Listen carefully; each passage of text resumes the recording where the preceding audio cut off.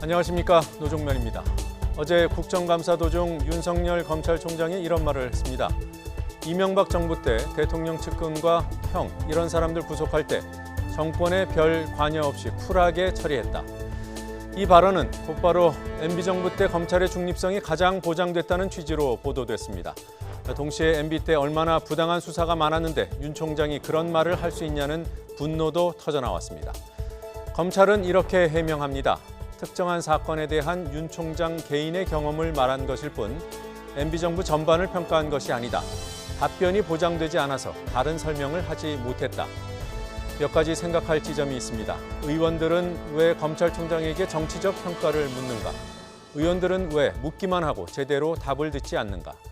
물론 MB정부 때 검찰 수사 전반의 문제를 가릴 수도 있는 그 답변 자체도 신중치는 못했습니다. 잠시 뒤 더 청년 정치 시간에 이 사안 짚어보겠습니다. 10월 18일 더 뉴스 주요 뉴스부터 정리합니다.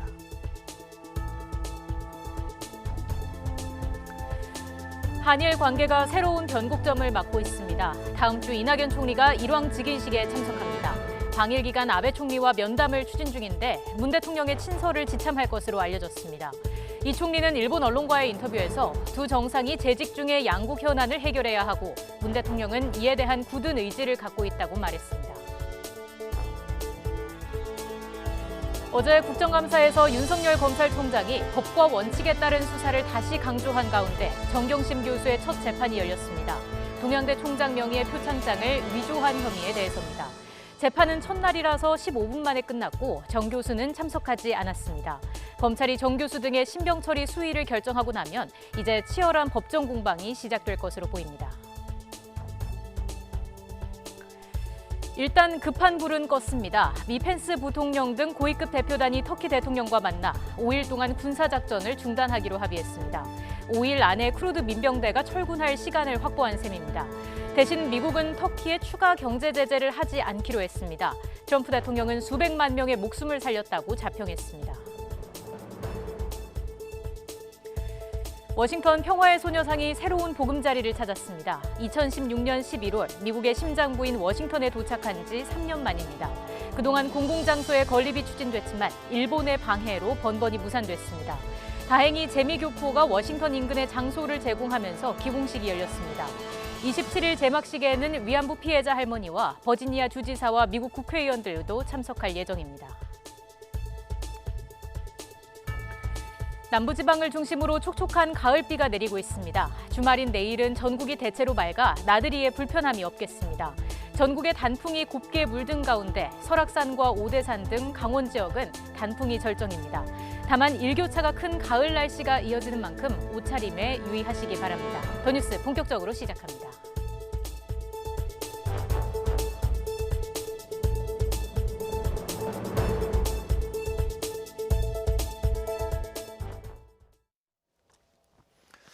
오늘 조국 전 법무부 장관의 부인이죠. 정경심 동양대 교수에 대한 재판이 시작됐습니다.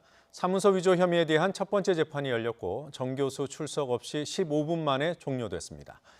웅동학원 의혹 관련 핵심 인물인 조 전 장관의 동생, 그가 YTN 취재진을 만나 자신의 채용 비리 혐의와 또 꾀병 의혹 등이 사실과 다르다고 주장했습니다. 검찰청에 나가 있는 취재기자 연결합니다. 박규환 기자. 네, 서울중앙지검입니다. 네, 먼저 정 교수 재판은 어떻게 진행됐습니까?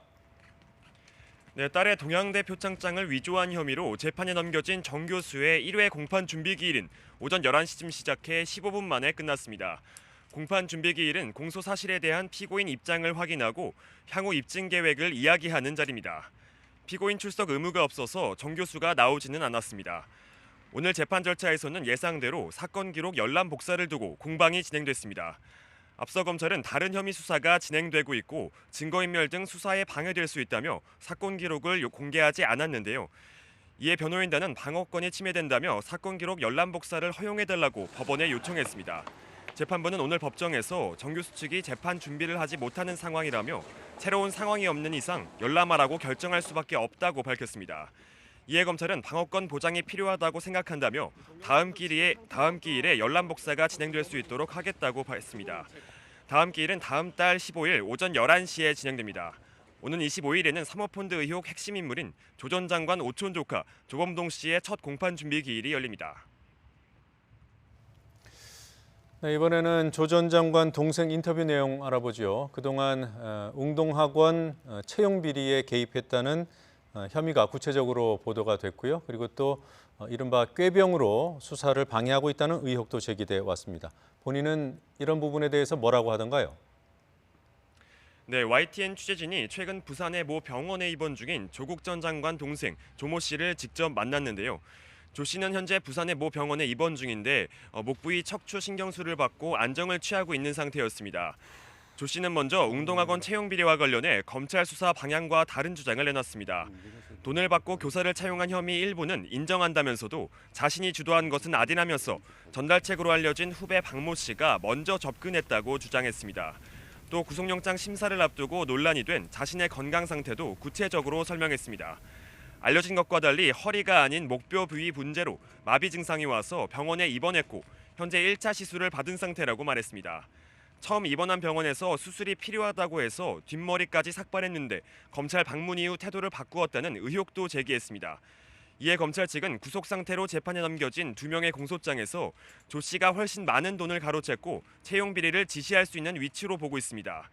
또 하루 사이 소견서가 바뀐 것과 관련해 첫날 소견서와 다음날 소견서는 서로 다른 의사가 작성했기 때문이라고 검찰은 설명했습니다. 검찰은 다음 주 초 조 씨의 건강 상태를 감안해 한 차례 정도 더 조사한 뒤 혐의를 보강해 구속영장을 재청구할 방침입니다. 지금까지 서울중앙지검에서 YTN 박규환입니다.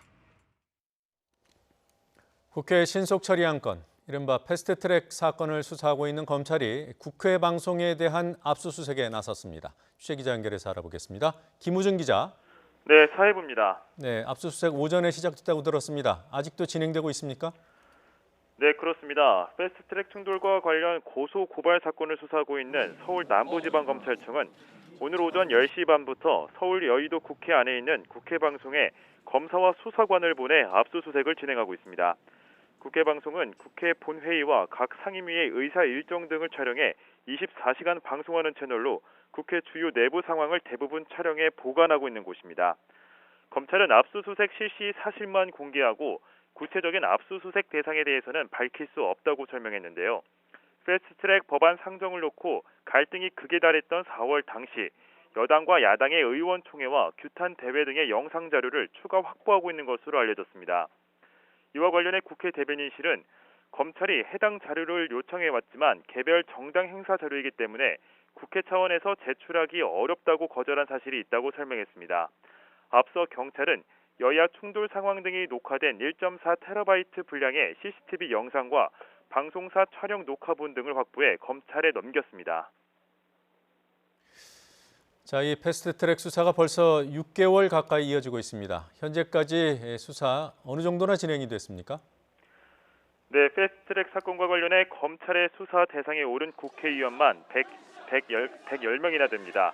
한국당 소속 의원이 60명으로 가장 많고 민주당 39명을 비롯해 바른미래당 7명, 그리고 정의당 3명 순입니다. 검찰은 이 사건을 경찰에서 넘겨받은 뒤 자유한국당을 제외한 여야 의원들에 대한 소환 조사를 진행해 왔습니다. 사보임 논란과 관련해 직권 남용 혐의로 고발된 김관영 바른미래당 의원을 지난달 22일에 소환했고 패스트트랙 충돌 당시 한국당 의원들에게 감금당한 최입의 의원 역시 같은 달 20일에 비공개 조사를 받았습니다. 충돌 당시 국회 정치개혁특별위원회 위원장이었던 심상정 정의당 대표는 참고인 신분으로 검찰에 출석했고 문희상 국회의장의 경우 서면으로 진술서를 제출하기도 했습니다. 반면 자유한국당은 검찰 소환에 일절 불응하고 있습니다. 한국당 의원들에 대한 검찰의 출석 요구가 있은 뒤에 황교안 대표만 자진 출석해 조사를 받았는데요. 황 대표는 다른 의원들은 검찰 수사에 응하지 말 것을 지시하고 본인도 묵비권을 행사한 뒤 돌아갔습니다. 패스트트랙 수사와 관련해서는 어제 있었던 대검찰청 국정감사에서도 설전이 오가기도 했습니다. 이와 관련해 윤석열 검찰총장은 법과 원칙에 따라서 엄정하게 수사하겠다는 원론적인 답변만 내놨습니다. 지금까지 사회부에서 전해드렸습니다. 종합편성 채널 출범 당시에 자본금을 편법으로 충당했다는 의혹이 제기된 MBN에 대해 검찰이 압수수색을 진행하고 있습니다. 서울중앙지검 공정거래조사부는 오늘 오전 서울 퇴계로에 있는 MBN 본사에 검사와 수사관을 보내 회계 관련 자료를 확보하고 있습니다. MBN은 지난 2011년 종편 출범 당시 최소 자본금 3천억 원을 마련하기 위해 은행에서 임직원 명의로 600억 원을 차명으로 대출받아 회사 주식을 사게 한 뒤 이를 은폐하기 위해 회계 조작을 했다는 의혹을 받고 있습니다. 국정감사가 종반전을 향하고 있습니다. 최근에는 이른바 공수처를 둘러싼 여야 공방이 거세게 이어지고 있습니다. 그리고 내일 열리는 한국당 도심 집회 당원 동원과 관련해서는 여야가 신경전을 주고받고 있습니다. 국회 취재기자 연결해서 알아보죠. 최기성 기자. 네, 국회입니다. 네, 자, 이 공수처 관련 여야 입장 차이 좁혀지기 힘들겠어요? 네, 그렇습니다. 더불어민주당 이해찬 대표는 국민의 80%가 고위공직자 수사를 요구하고 있다며 공수처 설치를 거듭 촉구했습니다. 민주당은 내일 예정된 한국당의 도심 집회에 대해서도 비판했습니다. 이인영 원내대표는 언론 보도를 통해 자유한국당의 주말 광화문 집회가 동원 집회로 드러났다며 관제 데모는 군사 정권의 유산이라고 지적했습니다. 국정감사 기간에 동원 집회를 열어 여론 호도를 기획하면서 국론 분열의 책임을 청와대에 묻겠다고 나서는 것은 너무나 뻔뻔한 일입니다.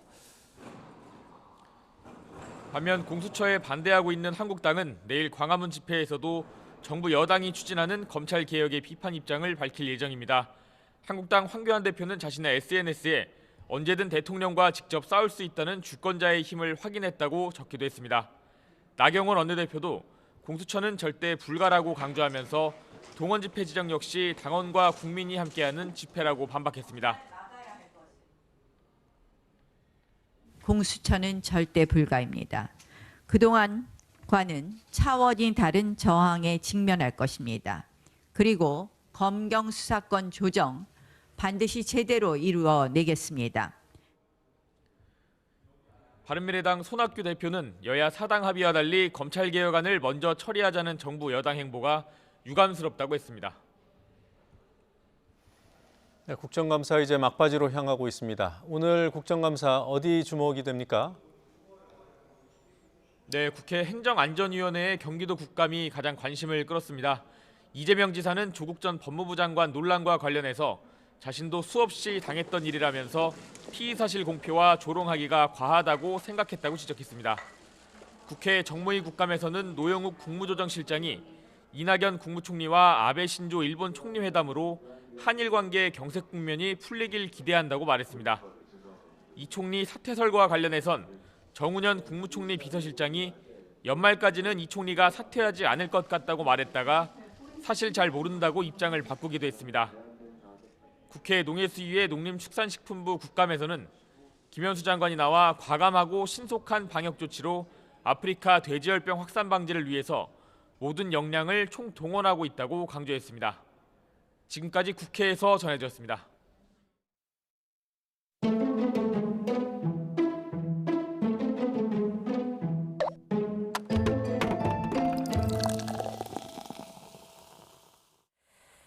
이철희 민주당 의원이 내년 총선 불출마를 선언했습니다. 불출마 선언은 흔히 자기 희생, 기득권 포기로 이해되지만 사례별로 보면 그렇게 보기 어려운 경우가 더 많습니다. 특히 이 의원처럼 초선 의원이 불출마 선언을 했을 때와 중진 의원의 경우가 달랐습니다. 오늘 덕국에서 비교해보겠습니다. 중진 의원 사례부터 보겠습니다. 서울시 무상급식 찬반 투표가 개표를 위한 투표율에도 못 미쳐 한나라당 소속 오세훈 서울시장이 사퇴했던 2011년 8월 국회의장을 지낸 5선 김형우 의원이 19대 총선 불출마를 선언했습니다. 저축은행 사태 등으로 부산 민심이 악화된 것도 부산이 지역구인 그를 움직였을 것으로 보입니다. 그의 불출마 선언이 당내 중진 의원에 대한 압박 요인이 될 수 있었지만 이후 12.6 서울시장 보궐선거 패배 그리고 서울시장 선거 당일 선관위에 디도스 공격을 했다는 이른바 디도스 선거 조작 의혹 등으로 의미가 퇴색됐습니다. 같은 해 12월 만사 형통으로 불린 이명박 대통령의 친형이자 국회 부의장을 지낸 이상득 한나라당 의원도 총선 불출마를 선언했습니다. 이상득 의원은 당 쇄신과 화합의 밑거름이 되겠다며 불출마 선언을 했고 영남권 원로 중진들의 용퇴론을 키우기도 했지만 마지못한 선언으로 평가됐습니다. 보좌관이 금품수수 의혹으로 구속된 뒤 불출마 압박을 받았고 이에 반발하다가 불출마를 결심하게 된 겁니다. 결국 그의 후퇴는 친박, 친이 권력 다툼에서 친박이 주도권을 잡는 계기가 됐습니다. 이후 한나라당은 새누리당으로 이름을 바꾸고 박근혜 체제로 총선을 치러 제1당의 지위를 유지했습니다. 그리고 다음 총선인 20대 총선을 앞두고도 새누리당에서 불출마 선언이 나왔습니다. 2015년 8월 도지사를 2번 지내고 19대 의원이었던 김태호 최고위원이었습니다. 당시 여권 내부 분열이 유승민 새누리당 원내대표의 사퇴로 최고조에 이르던 시점이었기 때문에 김태호 최고위원의 불출마 선언은 친박그룹의 당내 장악력 강화 흐름으로 해석됐습니다. 실제로 새누리당은 20대 총선에서 진박으로 불리는 친위 그룹을 전진 배치하는 과정에서 극심한 공천 갈등을 겪다가 제1당 지위를 잃었습니다. 이번 이철희 의원처럼 초선 의원이 불출마를 선언한 사례도 있었습니다. 2004년 1월 한나라당이 차떼기당이라는 비판을 받고 수사가 진행 중이던 때 총선을 석 달 앞두고 오세훈 의원은 당 개혁을 요구하며 총선 불출마를 선언했습니다. 5선 중진인 김종하 의원도 불출마에 동참하기도 했지만 이후 탄핵 정국이 이어지며 반향은 제한적이었습니다. 20대 총선을 앞두고 더불어민주당 홍종학 의원이 불출마를 선언한 사례도 있습니다. 홍종학 의원은 당시 국정원 권한을 강화하는 테러 방지법에 반대하며 진행된 필리버스터 국회 연설을 계기로 크게 주목을 받은 초선 의원이었습니다. 당시 새정치민주연합은 안철수 의원과 호남계 의원의 탈당으로 어려움을 겪었지만 홍 의원 불출마 선언을 전후해서 인재 영입이 본격화하면서 개혁적인 흐름을 이어갔습니다. 이런 상황은 새누리당의 공천 갈등과도 대비되며 민주당이 제1당이 되는 데 기여한 것으로 평가됩니다. 이철희 의원의 총선 불출마 선언은 중진들보다는 초선인 오세훈, 홍종학 의원의 사례와 궤를 같이 한다고 볼 수 있습니다. 하지만 성과가 있을지는 워낙 정치 변수가 많기 때문에 예단하기 어렵습니다. 중요한 것은 중앙당 차원의 공천제도 개혁이 유권자가 요구하는 방향으로 이루어질 때 의원 개개인의 불출마 선언의 의미도 극대화될 수 있다는 점입니다.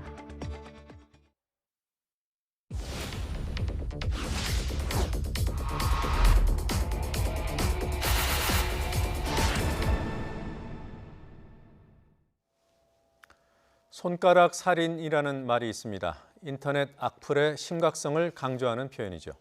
악플 문제가 연예인 설리 씨의 죽음으로 새삼 부각되고 있습니다. 위헌 결정이 난 인터넷 실명제 도입을 추진하고 또 악플을 유발하는 기자는 자격을 정지시켜야 한다는 여론이 일어나고 있습니다. 과연 가능한 얘기인지 팩트와이 한동호 기자가 짚어봤습니다. 출연 프로그램 사진엔 설친다. 생일 축하 광고엔 돈이 썩어 난다. 한글날이란 손글씨엔 개념 있는 척. 고 최진리 씨, 설리의 인스타그램에 여전히 남아있는 댓글들, 이른바 악플입니다. 악의적 댓글과 허위사실 유포를 막기 위해 도입됐던 인터넷 실명제. 시행 5년 만인 2012년 헌법재판소 위헌 결정에 따라 폐지됐습니다. 표현의 자유가 위축되고 개인정보가 유출될 수 있다는 이유였습니다. 인터넷 이용자에게 본인 확인을 강제하는 것은 익명으로 표현할 자유를 지나치게 제한하는 것이어서 위헌이라는 것입니다. 하지만 지금이라도 새로운 법을 만들면 실명제 도입은 가능합니다. 실제로 2년 전 인터넷 실명제가 포함된 정보통신망법 개정안이 발의되기도 했습니다. 법안은 무산됐지만 시대 상황과 여론에 따라 재도입 가능성은 열려 있습니다. 인터넷 실명제가 도입된 2007년 7월 한 포털 사이트 게시판을 대상으로 시행 전후 20일을 비교했습니다. 게시글은 표본수가 적어 유의미한 결과가 나오지 않았지만 댓글의 경우 비방 내용은 26.8%에서 23.4%로 줄었고 욕설 표현은 5.1%에서 2.1%로 비교적 크게 감소했습니다. 악플을 줄이는데 어느 정도 효과가 있다는 얘기입니다.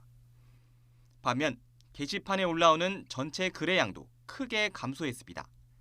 게시글은 70% 급감했고 댓글 수는 절반으로 떨어졌습니다.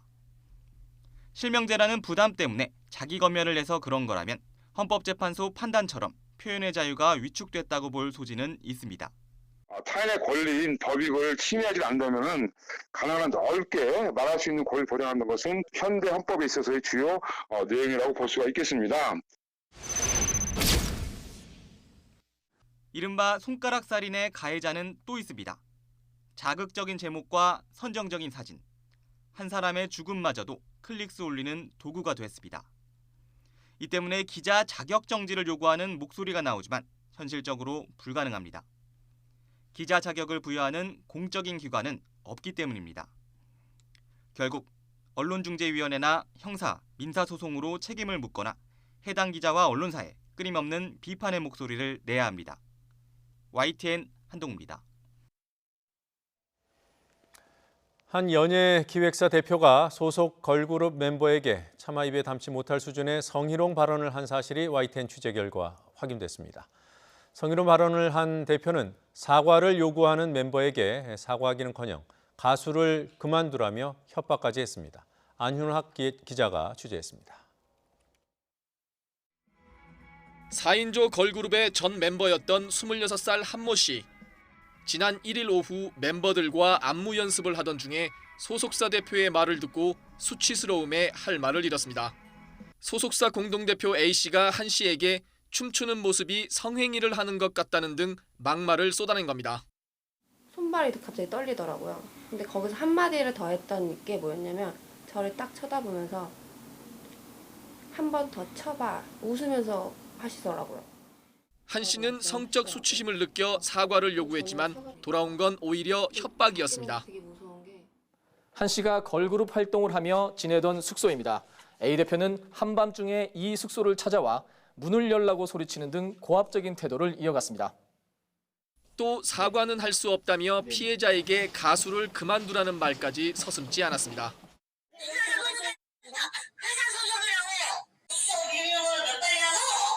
오늘 얘기하신 게 뭐였어요? 안에 그런 소리 하셨죠? 잘 생겼네. 남자친구 만나지 마라. 이런 식으로 말씀하셨어요, 안 했어요? 딸 버린 사람한테? 했지. 그만이 너네 그 안마에 그렇게 지장이 있어? 내가 농담치려는 말에 너네가 지장이 있다 그러면 너 가서 하면 안 돼. 사과 안 해, 너한테는. 고심 끝에 한 씨는 3년 동안 피땀 흘려 활동해온 걸그룹을 탈퇴하기로 결정했습니다. 이번 달 지상파 프로그램 출연이 확정되는 등 한창 인지도를 높여가던 시점이었습니다. 뭘 해야 되지? 라는 생각이 들더라고요.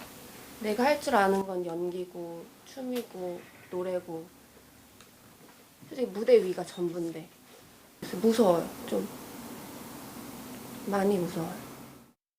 이에 대해 A 대표는 농담조로 한 말이라도 사과를 하려 했지만 연락이 닿질 않았다며 모욕감을 줄 의도는 없었다고 해명했습니다. 한 씨는 사건이 있은 뒤 정신과 치료까지 받고 있다며 조만간 A 대표를 검찰에 고소할 예정입니다. YTN 안윤학입니다. 현재 도심 시내버스에는 휠체어를 탄 채로 탑승할 수 있는 저상버스가 보급돼 있지만 시외버스나 고속버스는 휠체어 탑승이 불가능했습니다. 이번에 국내에서 처음으로 휠체어 탑승 고속버스가 개발돼 시범 운행에 들어갑니다. 김현우 기자가 소개해드리겠습니다. 고속버스 옆면에서 휠체어를 실을 수 있는 승강장치가 내려옵니다. 휠체어는 서서히 버스 내부로 이동하고 흔들리지 않게 연결고리를 끼웁니다. 오는 28일부터 시범 운영에 들어가는 휠체어 탑승이 가능한 고속버스입니다. 국내 최초입니다. 휠체어 장애인의 시외 이동권 확대를 요구한 장애인 단체와 인권위 권고로 개발됐습니다. 버스 업체 10곳이 각 한 대씩 만들었는데 버스 한 대에 휠체어 2대를 실을 수 있습니다. 아직은 국가기술표준원이 정한 표준에 맞는 휠체어만 탑승할 수 있습니다. 석 달여 동안 시범 운행할 예정인데 서울 부산, 서울 강릉, 서울 전주, 서울 당진 등 4개 노선입니다. 국토부는 이번 시범 운행 과정을 꼼꼼히 살핀 뒤 발견되는 문제점은 보완해 나가기로 했습니다. 이제는 휠체어 장애인들도 장거리 이동 시 KTX뿐 아니라 고속버스를 이용해서 새로운 선택권이 생겼다는데 큰 의의가 있다고 봅니다.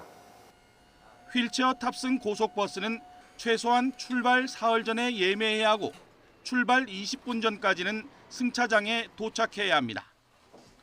YTN 김현우입니다. 필리핀 북동 해상에서 올해 20번째 태풍 너구리가 발생했습니다. 하지만 우리나라에는 별 영향이 없겠다고 합니다. 주말에는 대체로 맑고 선선한 가을 날씨가 이어질 전망입니다. 취재기자 연결돼 있습니다. 정혜윤 기자. 네, 정혜윤입니다. 네, 평소보다 많이 발생하는지는 모르겠습니다만 우리나라에 영향이 잦았기 때문에 태풍 소식만 들어도 좀 놀라게 되는데요. 20호 태풍 너구리 지금 어디에 있습니까? 네, 너구리는 오늘 새벽 3시쯤 발생했습니다. 필리핀 북동 쪽 해상에서 발생했고요. 너구리는 우리나라가 제출한 태풍 이름이고 약한 소형급의 태풍입니다. 이 태풍은 다행히 우리나라로 북상할 가능성은 희박합니다. 찬 공기가 한반도를 뒤덮고 있기 때문인데 계속 서쪽으로 이동한 뒤에 다음 주 초반쯤 필리핀 부근에서 소멸할 것으로 보입니다. 태풍 영향은 아니지만 기압골 영향으로 영동과 남부지방에는 내일 오전까지 가을비가 내리겠습니다.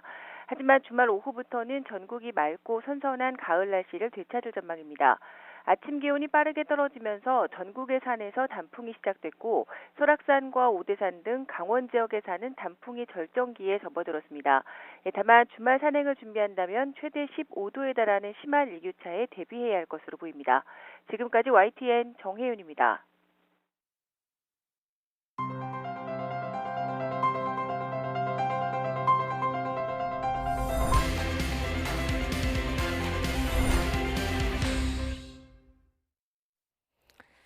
워싱턴 평화의 소녀상이 3년 가까이 안식처를 찾지 못하다가 인근 지역에 보금자리를 마련하게 됐습니다. 미국에 세워지는 5번째 소녀상입니다. 강태욱 특파원이 현장에 다녀왔습니다. 지난 2016년 11월 한국에서 제작돼 미국의 심장부인 워싱턴에 도착한 평화의 소녀상. 공공장소 등의 건립이 추진됐지만 일본의 방해로 번번이 무산됐습니다. 창고에 보관되다 지난 8월에 광복절을 맞아 잠시 빛을 봤습니다. 하지만 이번에 한인 건물주가 사실상 기부 형식으로 장소를 제공하면서 이제서야 자리를 잡게 됐습니다. 워싱턴 지역에서 한인타운으로 불리는 애넌데일입니다. 초입인 이곳에 소녀상의 보금자리가 만들어집니다. 기공식에 이어 열흘 동안 공사가 이뤄진 뒤 현지 시각 오는 27일 제막식이 열릴 예정입니다. 제막식에는 위안부 피해자인 길원옥 할머니와 윤미향 정의기억연대 이사장 등이 참석하기로 했습니다. 또 애넌데일이 속해 있는 버지니아 주지사와 미국 국회의원들도 참석합니다. 역사를 왜곡하는 일들을 해왔기 때문에 그거에 대한 할머니들이 원래 주장하고 있는 공식 사과, 법적 배상, 그거에 대해서 일본 사람들이 하지 않았다는 거에 대한 이 물리적인 상징물이죠. 추진위 측은 CCTV 설치와 함께 보험도 가입해 최근 캘리포니아에서 잇따랐던 훼손에 대비할 계획입니다. 또 상징적 의미가 큰 워싱턴 DC 내 건립은 장기적인 목표로 추진하기로 했습니다. 워싱턴에서 YTN 강태욱입니다. 터키의 군사작전 중지 요청을 위해 급파된 마이크 펜스 미 부통령 등 고위급 대표단이 에르도안 터키 대통령과 회담을 갖고 5일 동안 군사작전을 중단하기로 합의했습니다.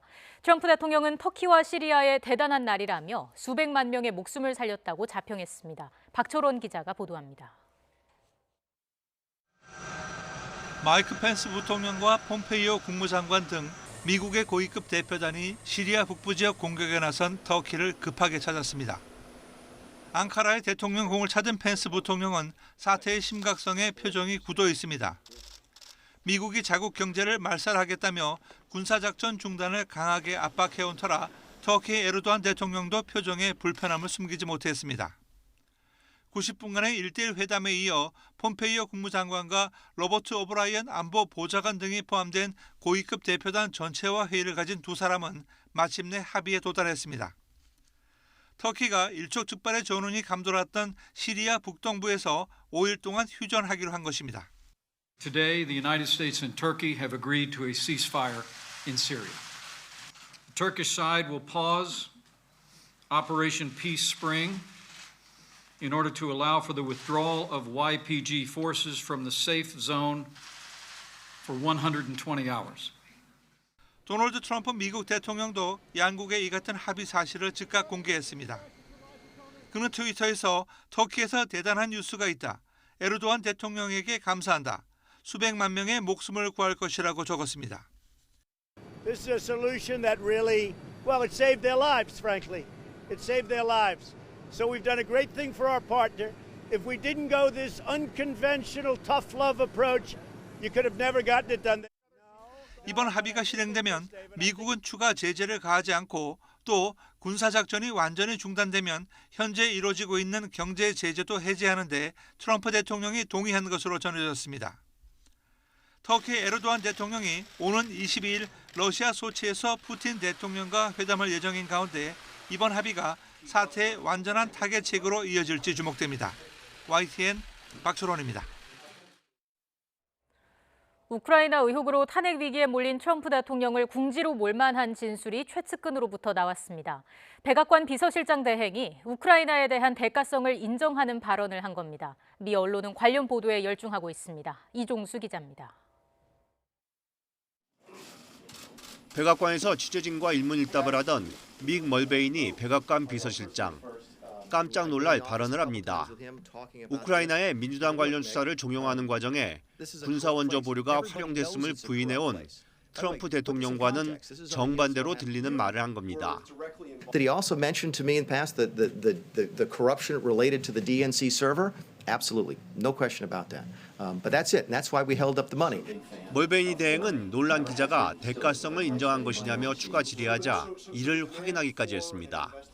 To be clear, what you just described is a quid pro quo. We do that all the time. 워싱턴 포스트는 깜짝 놀랄 시인이라며 2016년 미 대선에 우크라이나가 개입했고 해킹된 민주당 전국위원회 서버가 우크라이나에 숨겨져 있다는 의혹이 제기돼 왔는데 우크라이나가 조사에 나설 것을 요청하는 과정에 3억 9,100만 달러 규모의 미 군사 원조가 보류된 것을 인정한 것이라고 보도했습니다. CNN도 충격적 인정이라며 트럼프 대통령 법률팀 인사들이 망연자실한 것 같다고 전했습니다. 미 하원의 탄핵 조사를 진두지휘하는 애덤 시프 정보위원장은 멀베이니의 시인은 트럼프 대통령에게 상황이 훨씬 나빠졌음을 보여주는 것이라고 평했습니다. 여기에 고든 선들랜드 유럽연합 주재 미 대사도 트럼프 대통령이 우크라이나 정책에 자신의 개인 변호사 루디 줄리아니를 참여시켜 실망했다면서 미 선거에 외국 정부를 끌어들여 영향을 미치도록 한 것은 잘못이라고 하원에서 증언해 트럼프 대통령을 궁지로 몰았습니다. YTN 이종수입니다.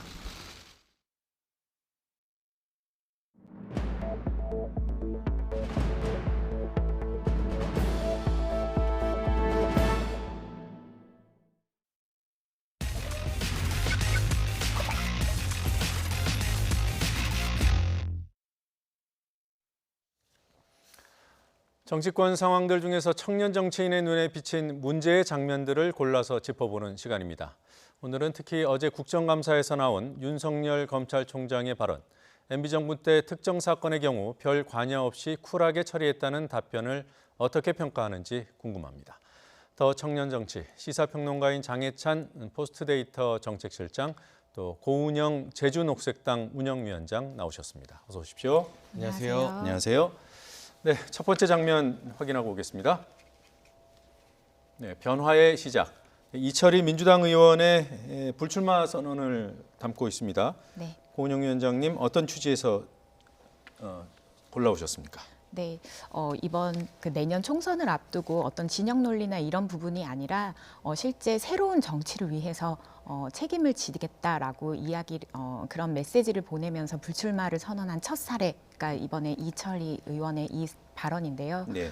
지금 자유한국당과 더불어민주당에서 책임 정치가 망가졌다라는 것을 인식하고 인정하고 이렇게 쇄신안을 직접 본인이 이야기하는 정치인 그런 행보에 대해서 사실은 민생이 똑같이 무너졌다라고 생각하는 공동체 일원으로서 좀 감사한 마음, 그리고 더 많은 불출마 선언이 이어지기를, 그래서 새로운 정치를 통해서 정말 이 사회가 붕괴된 부분을 복구할 수 있는 것에 대해 머리를 맞대기를 좀 바라는 마음에서 좀 골라봤고요. 네. 사실 과거에 저희 코너에서도 얘기했었는데 손혜원 의원께서 의원직을 내던진다라는 표현을 하셨습니다. 하지만 이철희 의원은 이번에 내려놓는 모습을 좀 보이셨는데요. 정치를 하겠다라는 것도 사회를 책임지는 방식이지만 정치를 하지 않겠다라는 것도 사회를 책임지는 한 가지 방식일 수도 있다라는 것을 좀 보여주신 것 같습니다. 예, 이게 좀 딜레마이기도 한데요. 뭐 이철희 의원의 마음속으로는 아무도 들어가 보지 못하니까 그냥 겉으로 드러나는 것 가지고 평가를 해보면 뭐 염치가 있고 국민을 생각하고 또 정치권에 대한 평가를 객관적으로 하고 그래서 유권자가 두려워서 보기 부끄러워서 물러난다. 어떻게 보면 되게 굉장히 유권자가 바라는 모습이잖아요. 네. 근데 그런 사람들이 다 불출마를 하면 누가 국회의원 합니까? 최소한의 양심을 가진 의원들이 오히려 여의도를 지켜야 그나마 우리 정치의 수준이 조금이라도 나아지는 것 아니냐 이런 아쉬운 목소리들도 분명히 있습니다. 네. 그런데 우선 이철희 의원의 불출마가 제가 봤을 때 뭐 정무적으로 공천이 어려워서 마지못해 내려놓는 건 아닌 것 같거든요. 네. 구로울 지역이나 여당에게 유리한 지역의 공천이 검토되었던 그리고 대중적 인지도가 상당히 높은 의원이기 때문에 그렇다면 이 불출마의 변중에서 저는 두 가지를 좀 유심히 봤습니다. 예. 내가 막상 국회에 들어왔는데 바꿀 수 있는 게 별로 없었다. 이러한 절망감 가운데서 이제 우리 정치가 국회의원 한 사람의 선의로 바꿀 수 있는 게 아니라 87년 이후 30년 넘게 지속되어 온 이 낡은 시스템을 좀 바꿔야 되는 것 아니냐. 제도개혁에 대한 이야기는 여야 모두 공감하고 있을 겁니다. 예. 사법개혁도 이러한 제도개혁의 일환일 것이고요. 그 부분에 대해서 정말 이 조국 전 장관도 사퇴한 마당에 이 정치 시스템을 어떻게 바꿀 것인가에 대한 가열찬 고민을 지금 남은 6개월이라도 우리 국회가 해야 될 필요가 있다. 이런 부분을 첫 번째 그 메시지에서 읽었고요. 두 번째는 그러나 이철희 의원이 희망을 거는 부분은 세대교체라고 표현을 했습니다. 예. 20대, 30대 청년 국회의원들이 대거 진입하게 된다면 조금의 희망이 있지 않을까 하는 여지를 남겨뒀습니다. 역시나 마찬가지로 지금의 선거 제도에서는 청년들이 아무리 날고 기어도 국회의원이 되기가 너무나 어려운 현실입니다. 그러한 제도를 바꿔서 이철희 의원 한 사람 불출마하고 그나마 염치 있는 정치인 한 명 사라지고 마는 게 아니라 정치 제도의 변화 그리고 청년들이 수혜를 입지 않고 당당하게 자기 힘으로 국회의원 배지를 달 수 있는 선거 제도의 변화까지 이번 국회가 논의하지 않는다면 20대 국회는 그야말로 역사상 가장 직무유기를 많이 한 국회로 기록되게 될 것 같습니다. 네, 지금 그 이 의원이 지금 장 실장 얘기대로 20대, 30대 젊은 의원들이 더 늘어나야 된다. 뭐 다음 국회에서는 한 20명 정도는 돼야 된다고 했어요. 네. 지금 현재 20대 국회는 뭐 말은 20대 국회예요. 네, 지금 젊은 의원들 비중이 얼마나 됩니까? 젊은 의원들 비중이 거의 뭐 전무하다시피 합니다. 최근에 비례순환으로 들어오신 분까지 포함해서 30대 의원만 지금 3명 정도고요. 그리고 뭐 20대 의원 이런 부분들은 지금 20대 국회 이전에도 19대, 18대 거슬러 가면 거슬러 갈수록 젊었으나 계속해서 노령화되는 이런 현상들을 좀 보이고 있습니다. 실제 지금 우리나라와 평균 연령 이런 것들이 좀 비슷한 국가들의 의회 연령 살펴보면 오스트리아나 뭐 프랑스, 독일 다 네. 40대 평균입니다. 아, 그래요? 우리나라만 지금 50대이고요. 좀 이런 부분으로 보면 사회 지도층 자체가 노령화된 부분이 있고 사실상 대의민주주의는 다양한 요구, 시민들의 요구가 대변되고 그 대표자가 활약을 하는 것이 대의민주주의인데 지금의 의회는 그런 부분들이 반영되지 못하는 오히려 기득권 정치가 이런 민주주의의 기본 전제 이런 것들을 좀 부정하면서 외면하고 있는 형국이 아닌가라는 생각이 들고 네. 아까 전에 얘기하셨던 부분에 저는 굉장히 공감을 하고 있습니다. 지금 패스트트랙이 다시 논의가 되고 있는 이런 상황에서 이철희 의원이라고 하는 사실상 대중에게도 영향력이 있는 이런 분이 이렇게 이야기를 했다라는 건 결국 정치권을 향한 목소리를 제대로 내시고 계시는 거라고도 판단이 되거든요. 네, 시의적절한 메시지였다고 봅니다.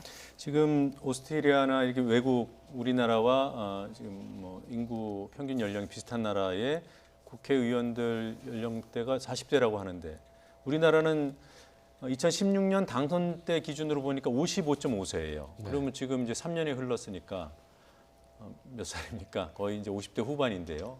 우리 나이로 하면 거의 60이고요.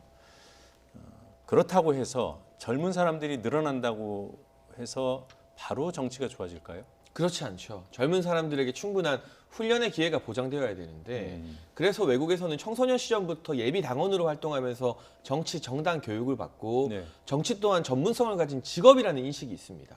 근데 우리는 정치를 한다고 하면 왠지 뭔가 거리감이 느껴지고 이 사람이 당파성이 있는 것처럼 느껴져서 방송국에서도 사실 정당 가입한 사람에 대해서는 출연을 조금 꺼리는 그런 분위기도 없지 않아 있는 것 같고요. 네, 맞습니다. 이런 부분부터 우리가 개선해야 되지 않나. 정치가 우리 생활과 동떨어진 것이 아니라 잘하면서 자연스럽게 본인의 정치적 성향 또 얼마든지 바꿀 수도 있고 이 가운데서 교육을 받는다면 20대, 30대지만 이미 정당 활동 경력이 10년, 20년 차가 될 수 있는 그래서 우리가 스웨덴에서 보는 것처럼 20대, 30대 장관이 나오고 캐나다의 트루도 총리 그리고 지금 물러났지만 미국의 오바마 전 대통령 또 프랑스의 마크롱 대통령 언제까지 부러워만 하고 있을 것인가 이런 질문을 우리가 더 이상 다음 세대에게는 부끄럽게 물려주지 않기 위해서라도 좀 정치를 편하게 여기게끔 또 정치 연령을 좀 낮출 필요가 있겠다.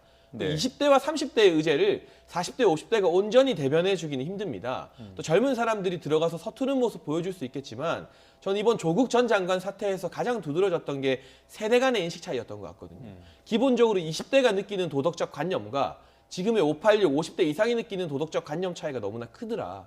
이미 기득권을 가진 기성세대는 뭐 그럴 수도 있지. 자녀 대학 입시 위해서 친한 교수들에게 부탁할 수도 있지라고 생각하는 반면 20대는 보수라서 분노한 게 아니라 불공정하기 때문에 분노했던 것이거든요. 이러한 세대적인 격차 뿐만 아니라 IT 시대, 인공지능 시대, 또 공유경제 시대에 대해서 이런 부분들을 머리로 배우는 게 아니라 이미 피부로 느끼고 있는 이 시대가 들어가서 택시 문제, 타다 문제 해결할 때 지금의 낡은 정치인들이 타다 문제, 택시 문제 해결하는 것과는 완전히 다른 대안이 나오지 않을까. 최소한 10% 정도는 청년들에게 그 숨통을 열어줘야만 국회 차원에서도 제대로 민의를 대변할 수 있다고 봅니다. 네, 지금 이철희 의원은 20명이라고 했고요. 지금 장 실장은 10%라고 했습니다. 뭐 의원 정수 300명 하면 30명 정도인데 아예 비율로 특정 연령대 이하의 젊은 정치인이 국회의원이 되도록 보장하는 제도 필요하다고 보시는지요? 저는 젊은 정치가 모든 것을 해결한다고 생각은 하지 않기 때문에 방금 말씀하신 부분이라기보다 전 정당 내부의 민주주의를 먼저 갖추고 정당 내부에서의 어떤 이런 세대 교체 이런 것들을 이룬 다음에 자연스러운 의회 교체가 필요하다고 생각을 합니다. 때문에 가장 큰 숙제는 지금 상황에서는 선거제도 개혁이라고 하는 패스트트랙을 해결하는 것과 정당 내의 민주주의를 찾는 것이죠. 그 두 부분이 연결이 되어야만 얘기하셨던 부분들이 해결할 수 있다고 생각이 드는데요. 저도 마찬가지로 사실 지금의 우리의 정치는 연륜 있는 사람들을 뽑는다. 늘 그런 사람들을 국회에 보내왔습니다. 하지만 지금 시대에서는 연륜, 어떤 의제에 대한 숙련성, 전문성 이런 것이 유효한 시대가 아니라고 생각합니다. 너무 빠르기 때문입니다. 기후위기, 방금 말씀하셨던 수많은 자동화, 4차 산업혁명 이런 것들에 대비할 수 있는 것은 관심도, 문제를 해결하겠다라는 열정 이런 부분이라고 저는 판단이 들고요. 그 시대를 살아가는 정치인들이 새롭고 유능한 정치를 해야 된다고 생각을 합니다. 알겠습니다. 자, 이철희 의원 얘기를 하다가 여기까지 왔는데요. 이 의원이 어제는 이런 말도 했습니다. 잠시 듣고 오겠습니다.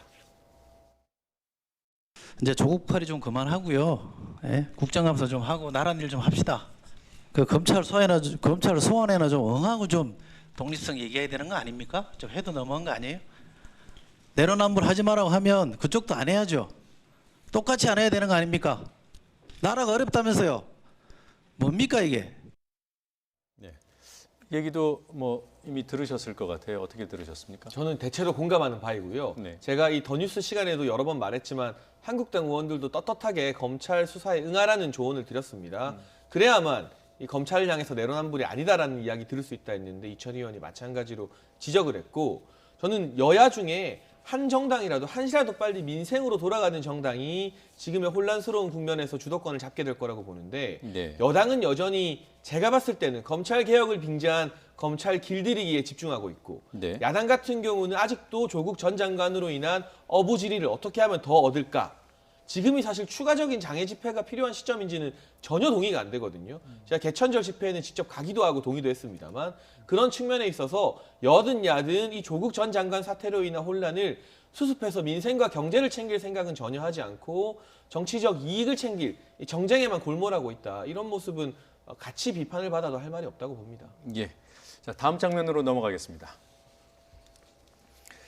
네, 오늘 두 번째 장면은 역시 민주당 의원입니다. 정성호 의원이 페이스북에 올린 글을 가져오셨군요. 네, 정 의원이 어떤 취지로 저런 얘기를 한 거죠? 네, 정성호 의원 더불어민주당 소속의 삼선 의원입니다. 네. 중진이라고 할 수 있겠는데 이제 조국은 갔다. 그런데 책임을 통감하는 사람이 한 명도 없다. 이게 우리의 수준이다라는 글을 올렸고요. 네. 또 하나 국감장에서 이런 말을 했습니다.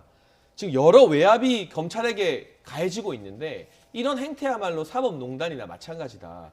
검찰이 우리 편을 들면 칭찬하고 우리 정권에 불리한 수사를 하면 비판을 넘어서 비난을 하는 건 정상적이지 않다. 예. 사실상 더불어민주당이나 여권 지지자들을 향해서도 쓴소리를 한 셈이고요. 네. 물론 자유한국당도 이 비판에서 자유로울 수는 없겠습니다만 이러한 발언이 저는 한국당 내부에서도 더 많이 나와야 되고 더불어민주당 내에서도 더 많이 나와야 된다.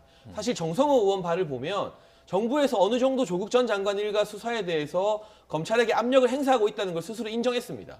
그러한 발언에서 나온 부분이고 그동안은 윤석열 총장을 추켜 세우던 여당 인사들이 이제 와서 윤석열 총장을 정치검찰로 몰아붙이는 것, 내로남불이라는 것도 인정을 하고 있습니다. 이런 뼈아픈 자성의 목소리를 내부 비판자다, 내부 총질이다라고 억누를 게 아니라 귀 기울여 들을 때 집권 여당이 더 건강해질 수 있는 것이고요. 마찬가지로 한국당 내부에서도 이제 장애 집회 더 필요하지 않다. 우리가 정부 여당에 협력해서 내년도 예산안 준비하자. 정말 민생 챙기자. 이런 목소리가 더 많이 나와야만 민주당의 실망한 여론이 한국당으로 돌아갈 수 있다. 네. 이런 금태섭 의원이 최근에 조국 전 장관 국면에서 정말 많은 비판을 받았거든요. 네. 이러한 내부 비판자들을 소중하게 여기는 정치 문화가 좀 확립되었으면 좋겠다는 취지에서 정성호 의원의 발언을 픽했습니다. 예. 그 내부 비판이 많아지는데도 청년 정치인들이 늘어나는 게 도움이 될 것 같아요. 그렇죠. 아무래도 젊은 세대가 많이 들어가면 좀 더 용감하게 자신의 소신을 얘기할 수 있지 않을까 생각이 들고요. 지금은 아쉽게도 여야의 청년 정치인들이 입을 꾹 다물고 있는데요. 그 원인이 그들 개개인의 용기가 없어서가 아니라 현재 제도에서는 당 지도부에게 잘 보여야만 공천을 받을 수 있기 때문에 여야 모두 대표하는 정치인들이 이 국면에서 용기 있는 말을 못하는 거라고 봅니다. 예, 저희가 뭐 구체적으로 공천 시스템 얘기를 할 수는 없습니다만 당 지도부가 아니라 유권자에게 잘 보이는 사람이 공천받을 수 있게 그렇게 가야 되겠죠? 그게 당연한 거죠. 알겠습니다. 네. 그 정도로 하고요. 조금 전 본 정성호 더불어민주당 의원의 그 발언 중에 책임을 통감하는 사람이 없다고 돼 있어요. 이 책임, 누가 어떤 책임을 져야 되는 겁니까? 저는 이걸 좀 확대해서 보고 싶다는 생각이 듭니다. 이 얘기를 꼭 하고 싶었거든요. 지금 사실상 다당제가 우리 사회를 더 나아지게 한다라는 것에 대해서는 전 사회적인 이견은 없다고 생각을 합니다. 네. 하지만 이번에 조국 사태를 겪으면서 서초동 광화문 이렇게 두 개로 쪼개지면서 다시 내년 총선에 양당제 구도가 되는 것이 아닌가. 수십 년 만에 만들었던 정치 기회가 닫히는, 판을 깨는 이런 모습들을 보이게 됐는데요. 그러면서 이런 큰 어떤 정치의 기회를 놓친 것, 수십 년 동안 하고자 했던 것을 놓친 것에 대해서 누가 책임을 지고 있는가. 이런 그 거대한 책임은 누구도 질 수 없는 비극이라고 저는 생각을 하고요. 그리고 의회를 내버려 두고 정치를 사법화하고 대중 뒤에 숨은 죄 이런 것들에 대해서 통감을 해야 되는 상황이라고 봅니다. 제가 드리고 싶은 이야기는 사실 지금 필요한 것은 민주당이 정말로 자성한다면 유능한 모습을 보여야 된다고 생각을 합니다. 그동안 100대 국정과제 그리고 487개 세부 과제 이런 것들로 출범을 한 정권이거든요. 그 정권이 사실상 유능한 모습, 그 개혁 과제들을 제대로 이행하고 있지 못하는 모습을 보이면서 사실상 그 실망하는 마음들이 어디에도 가지 못하거나 광화문으로 갔다고 생각을 합니다.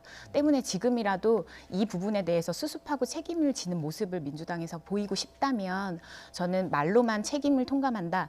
이런 메시지가 아니라 실제 지금 무엇을 개혁하지 못했고 남은 임기 동안 무엇을 해야 되는지에 대해서 점검하셔야 될 것 같다고 봅니다. 네, 그 정책 과제들 공약한 것들 이행, 네. 실행 이것이 더 중요하다 이렇게 보시는군요. 이 책임론과 관련해서 좀 모호할 수 있어서 그냥 뭐 지금 부각돼 있는 거 여쭤보겠습니다. 이해찬 대표에게 책임이 있습니까? 책임이 있죠. 아주 큰 책임이 있습니다.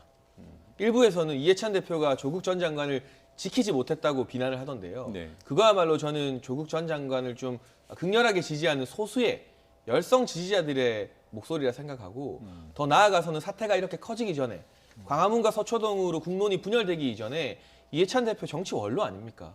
문재인 대통령에게 쓴소리할 수 있는 몇 안 되는 사람입니다. 직언을 하고 고언을 했었어야 하는데 그러지 못한 부분은 이 진보 진영의 정치 원로이자 집권 여당의 당 대표로서 심각한 직무유기라는 생각이 들고요. 뒤늦게라도 뭐 이해찬 대표가 개입했느냐 안 했느냐 여러 설이 있습니다만 수습이 된 건 그나마 다행입니다. 하지만 임명 이전에 이해찬 대표가 또는 이낙연 총리가 직언을 해서 임명을 막았다면 고작 35일 만에 물러날 장관을 위해서 서초동에 집회 측 추산 200만이 모이고 광화문에 300만이 모이는 이러한 불행한 총극이 벌어지지는 않았을 것 같습니다. 네. 일단 35일 고작이라고 표현하셨습니다만 그동안 수십 년 동안 못한 검찰 개혁에 어떤 단초를 놨다 이런 평가들도 있어요. 혹시 그런 평가에 동의하십니까? 일부 동의하는 바입니다. 하지만 이 정부 들어서 행정부 들어서 조국 장관이 데뷔하기 이전에 조금씩 걸려왔던 그 드라이브가 조금 더 가속화되는 이런 정도의 개혁안이 아니었나라는 생각을 하고요. 네. 그리고 시간도 사실 많이 부족했고요. 그리고 저는 검찰 개혁을 이야기할 때 지금 조국 수호 부분이 사실상 빠지게 된 것 아닙니까? 이 상황에서 정확히 책임지는 모습을 전 이해찬 대표께서 결단을 내리시거나 당내에 어떤 이런 이철희 의원이나 정성호 의원님 같은 그런 소신 발언들, 쇄신에 대해서 요구하는 발언들이 더욱 커져야 될 것 같습니다. 사실상 지금의 시장 경제, 그러니까 경쟁 시장 체제, 신자유주의 체계를 수용하고 만드신 분들께서 왜 정치적인 무능에 대해서는 스스로 책임을 지지 않는가? 저는 정치야말로 인정사정 볼 것 없이 책임지는 모습, 아웃하는 모습 이런 것들을 좀 보이셔야 되는 것이 아닌가 생각합니다. 알겠습니다. 자, 다음 장면으로 넘어가 보겠습니다. 네, 앞서서 윤석열 검찰총장 얘기를 좀 했는데요. 어제 국감장에서 나온 윤 총장의 발언이 담겨 있습니다. 물론 했던 그 발언 그대로 뽑은 것은 아니고요. 네, 일부 축약을 했는데요. 부가 설명이 필요할 것 같습니다.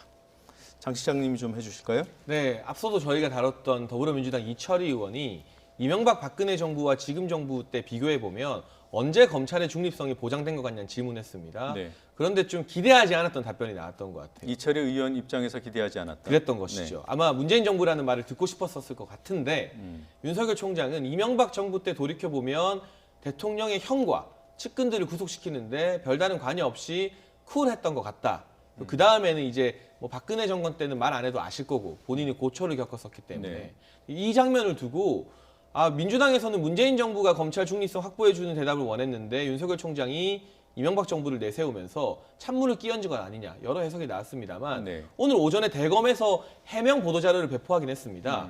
이명박 정부가 최고 중립적이었다고 말하던 게 아니라 순차적으로 표현을 하는 과정에서 문재인 정부 역시 뭐 법무부를 향한 보고를 폐지하고 네. 검찰 중립성을 좀 보장해주고 있다는 취지의 답변을 하려 했으나 이철희 의원이 질의를 끊는 바람에 그 대답은 못했다고 하는데요. 저는 사실 이런 대검의 답변도 조금 궁색해 보이고요. 마찬가지로 유도신문이라고 하죠. 요즘 말로는 답정너, 답은 정해져 있으니 너는 대답만 하면 된다는 표현을 쓰곤 하는데 예. 그 답정너식의 태도로 이런 질문을 한 이철희 의원의 질의 이런 부분도 좀 부적절한 질의가 아니었느냐는 생각을 합니다. 예. 뭐 어제 국정감사장에서 나온 질문 답변 내용을 직접 듣고 함께 판단을 해보죠. 들어보겠습니다. 검찰의 독립성과 중립성을 얘기하는데요. 이명박 박근혜 정부 때와 문재인 정부를 비교하면 어느 정부가 그나마 중립적입니까? 중립을 보장하고 있습니까? 어렵습니까? 이명박 정부 때 중수부 과장으로 특수부장으로 한 3년간 특별수사를 했는데 대통령 측근과 형 이런 분들을 구속을 할 때 별 관여가 없었던 것으로 상당히 쿨하게 처리했던 기억이 나고요. 고 위원장님, 지금 얘기를 들어보니까 그 당시 본인이 경험했던 이제 특정 사안을 얘기한 거예요. 그때 뭐 이상득 네. 전 의원 등등을 구속할 때 상황. 네.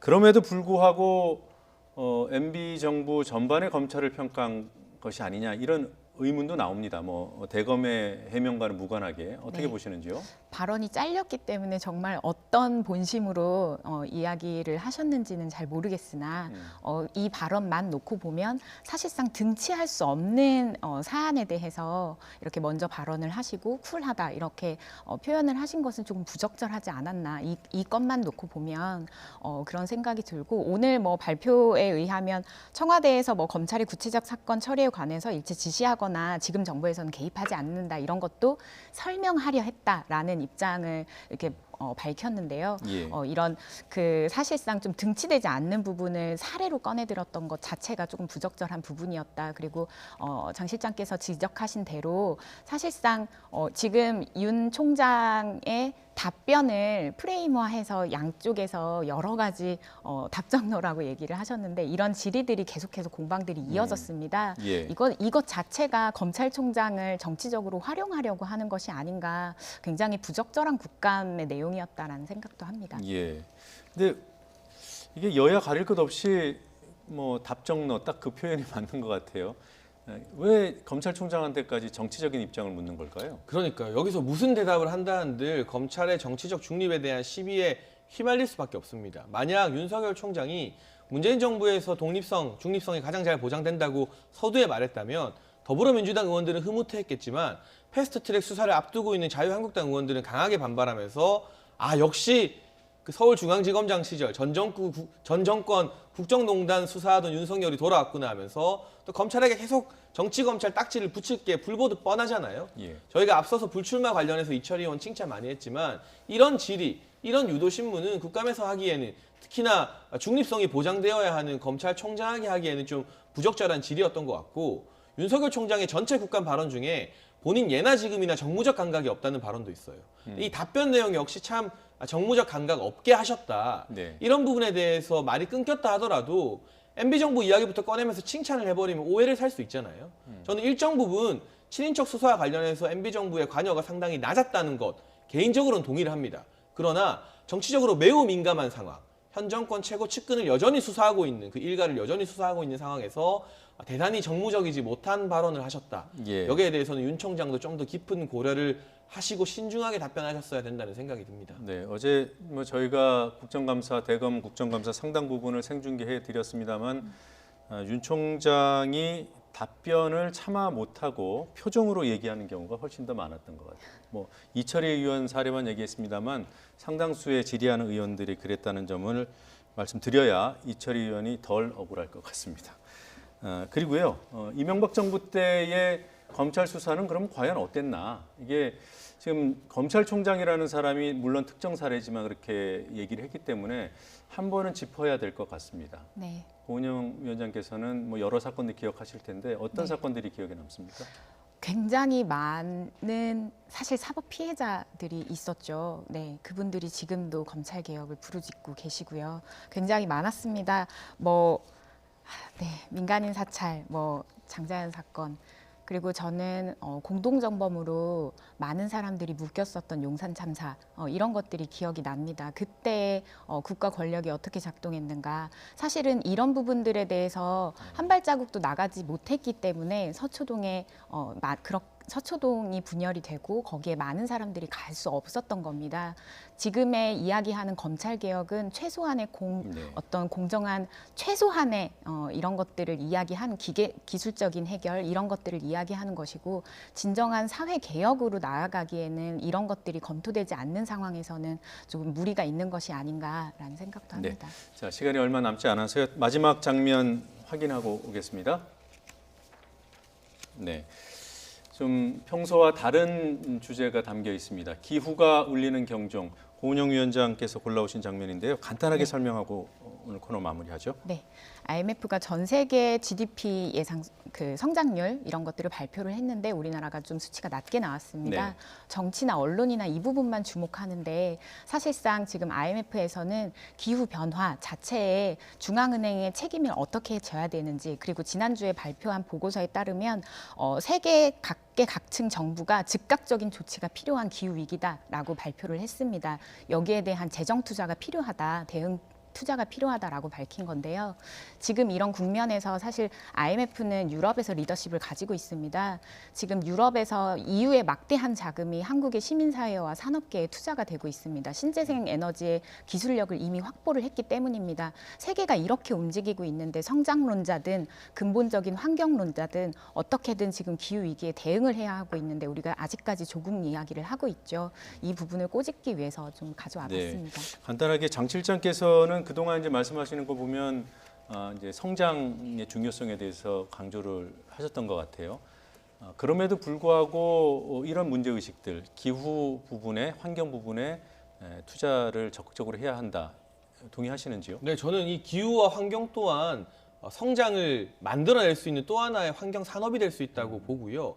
그러나 너무 급진적인 정책, 갑자기 탈원전을 다 해버린다던가 그렇게 해서 늘어나게 될 전기료 인상 부담이 결국에는 서민층이나 극빈층에게 더 큰 부담으로 작용될 것이라는 점을 반드시 현실적으로 고려해야 된다는 입장이지만 기후와 환경도 우리가 외면할 수 있는 문제는 아니고 특히 이것은 미래 세대의 문제입니다. 그렇기 때문에 앞서 계속 논의했던 것처럼 미래 세대, 청년들, 청소년들을 정치적 논쟁의 과정에 조금 더 적극적으로 참여시킬 때 기후 환경 문제가 정치권에서 더 당면한 의제로 다뤄지게 되지 않을까. 이 부분 역시 그러한 정치권에 이 쌓여있는 세대교체 문제와 동떨어진 이야기는 아닌 것 같습니다. 네, 오늘 다른 주제들을 다뤘는데 다 이렇게 청년으로 이렇게 맥이 다 꿰어집니다. 오늘 두 분 말씀 잘 들었습니다. 고맙습니다.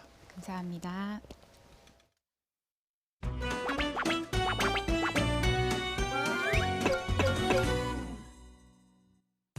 야당이 반대하면 공수처장을 추천조차 할 수 없습니다. 추천위원 5분의 4의 동의가 있어야 하는데 7명 중 2명은 야당 몫이기 때문입니다. 세계적 유례가 없는 것도 아닙니다. 미국, 영국, 홍콩, 싱가포르 각국의 다양한 형태로 부패 수사기구는 있습니다. 공수처는 옥상옥이 아닙니다. 나홀로 검찰의 3층 집을 공수처, 검찰, 경찰로 1층 집 셋으로 나누는 검찰개혁, 사법개혁의 설계도입니다.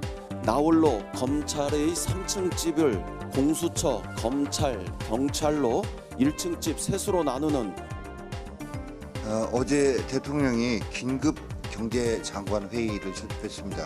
경제 상황이 엄중하다면서 생뚱맞게 자화자찬하고 결국은 국민 세금 퍼붓겠다라는 게 얘기의 요지입니다. 이 정권이 내년 총선용 설세 퍼붓게 하겠다는 거 예산국회 과정에서 철저히 감시하고 막아내기 위해서 최선을 다하겠습니다. 내년 총선용 설세 퍼붓게 하겠다는 거 예산국회 과정에서 철저히 감시하고 막아내기 위해서 최선을 다하겠습니다. 합의제 민주주의가 있었다면 조국 사태와 같은 불행한 일, 즉 권력의 오만과 독선은 발생하지도 않았을 것이기 때문입니다.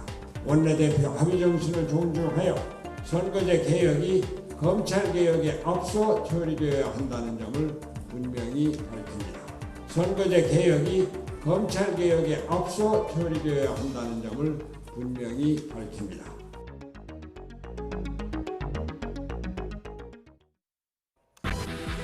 문재인 대통령이 다음 주 이낙연 총리의 일왕 즉위식 참석을 계기로 아베 총리에게 친서를 보낼 것으로 보입니다.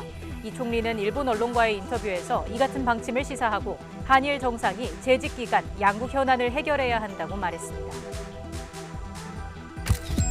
동양대 총장 명의의 표창장을 위조한 혐의로 재판에 넘겨진 정경심 교수에 대한 첫 재판이 열렸습니다. 정 교수는 재판에 출석하지 않았고 재판부는 검찰과 변호인 측의 의견을 들은 뒤 다음 달 15일 재판을 다시 열기로 했습니다.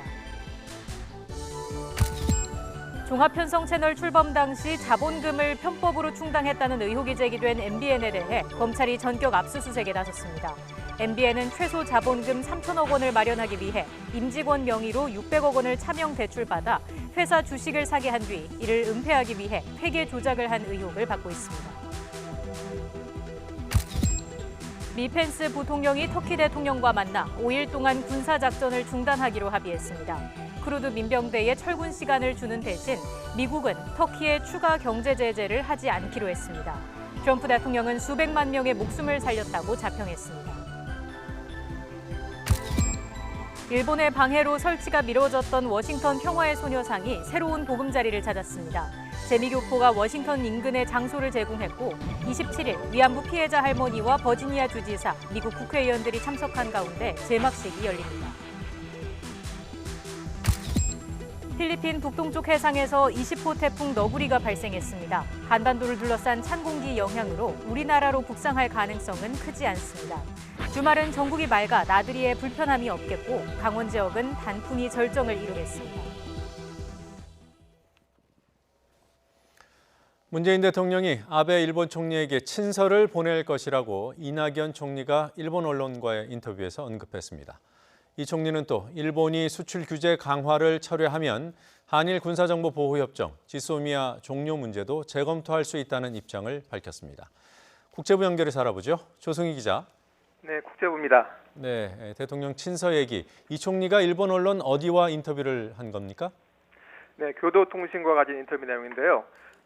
다음 주 일왕 즉위식 참석차 일본을 방문하는 이낙연 총리가 인터뷰에서 언급한 내용입니다. 이낙연 총리는 문재인 대통령이 친서를 보내는 것이 좋겠냐는 질문을 하자 써주십시오라고 답변했다고 밝혔습니다.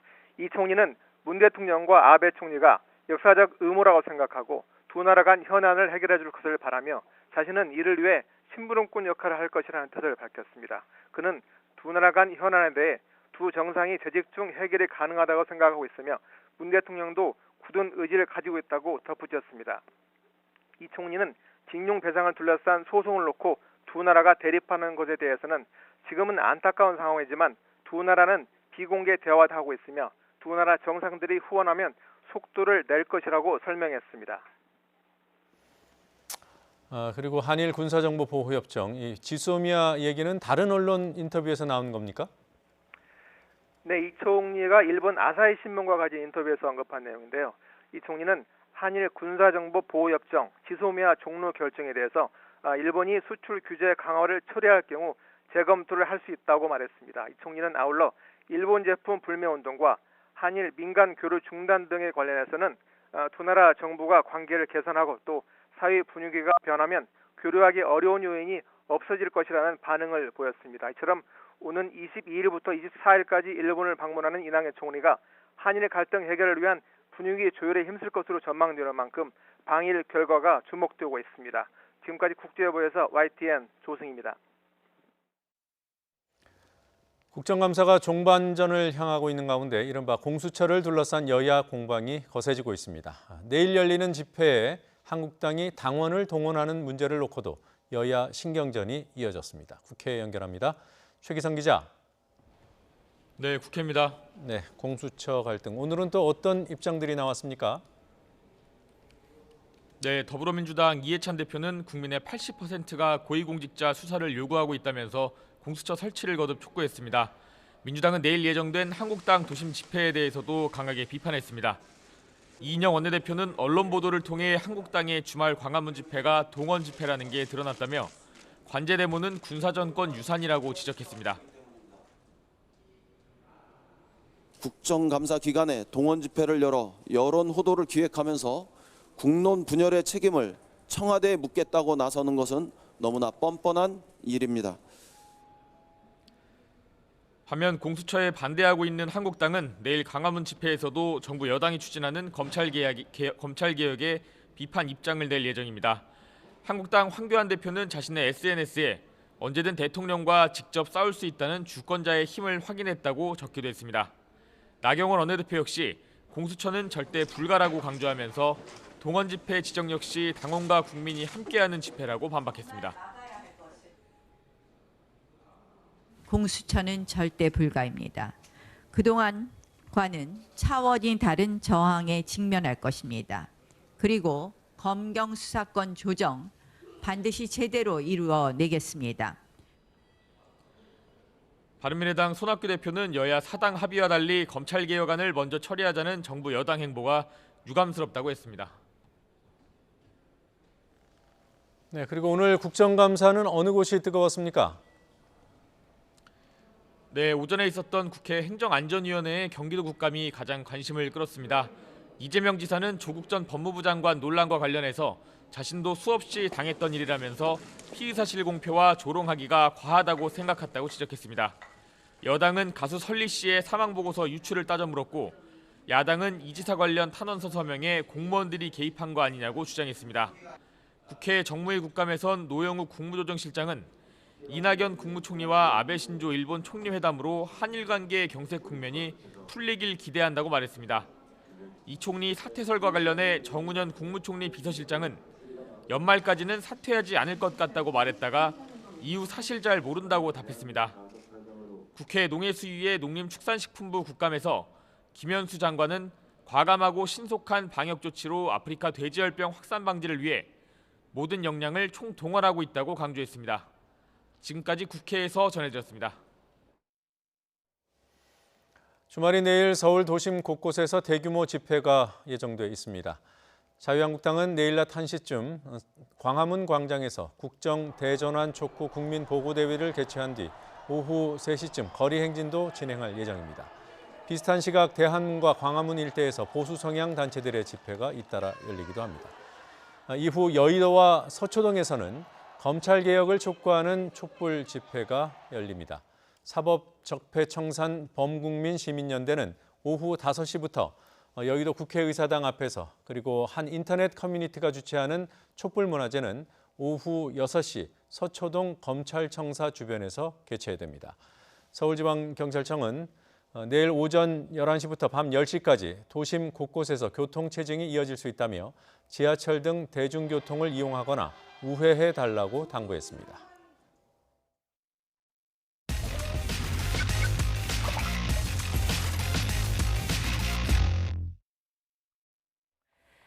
지난 9일 연천에서 아프리카 돼지열병이 14번째로 확진된 이후 추가 발생 사례가 나타나지 않고 있습니다.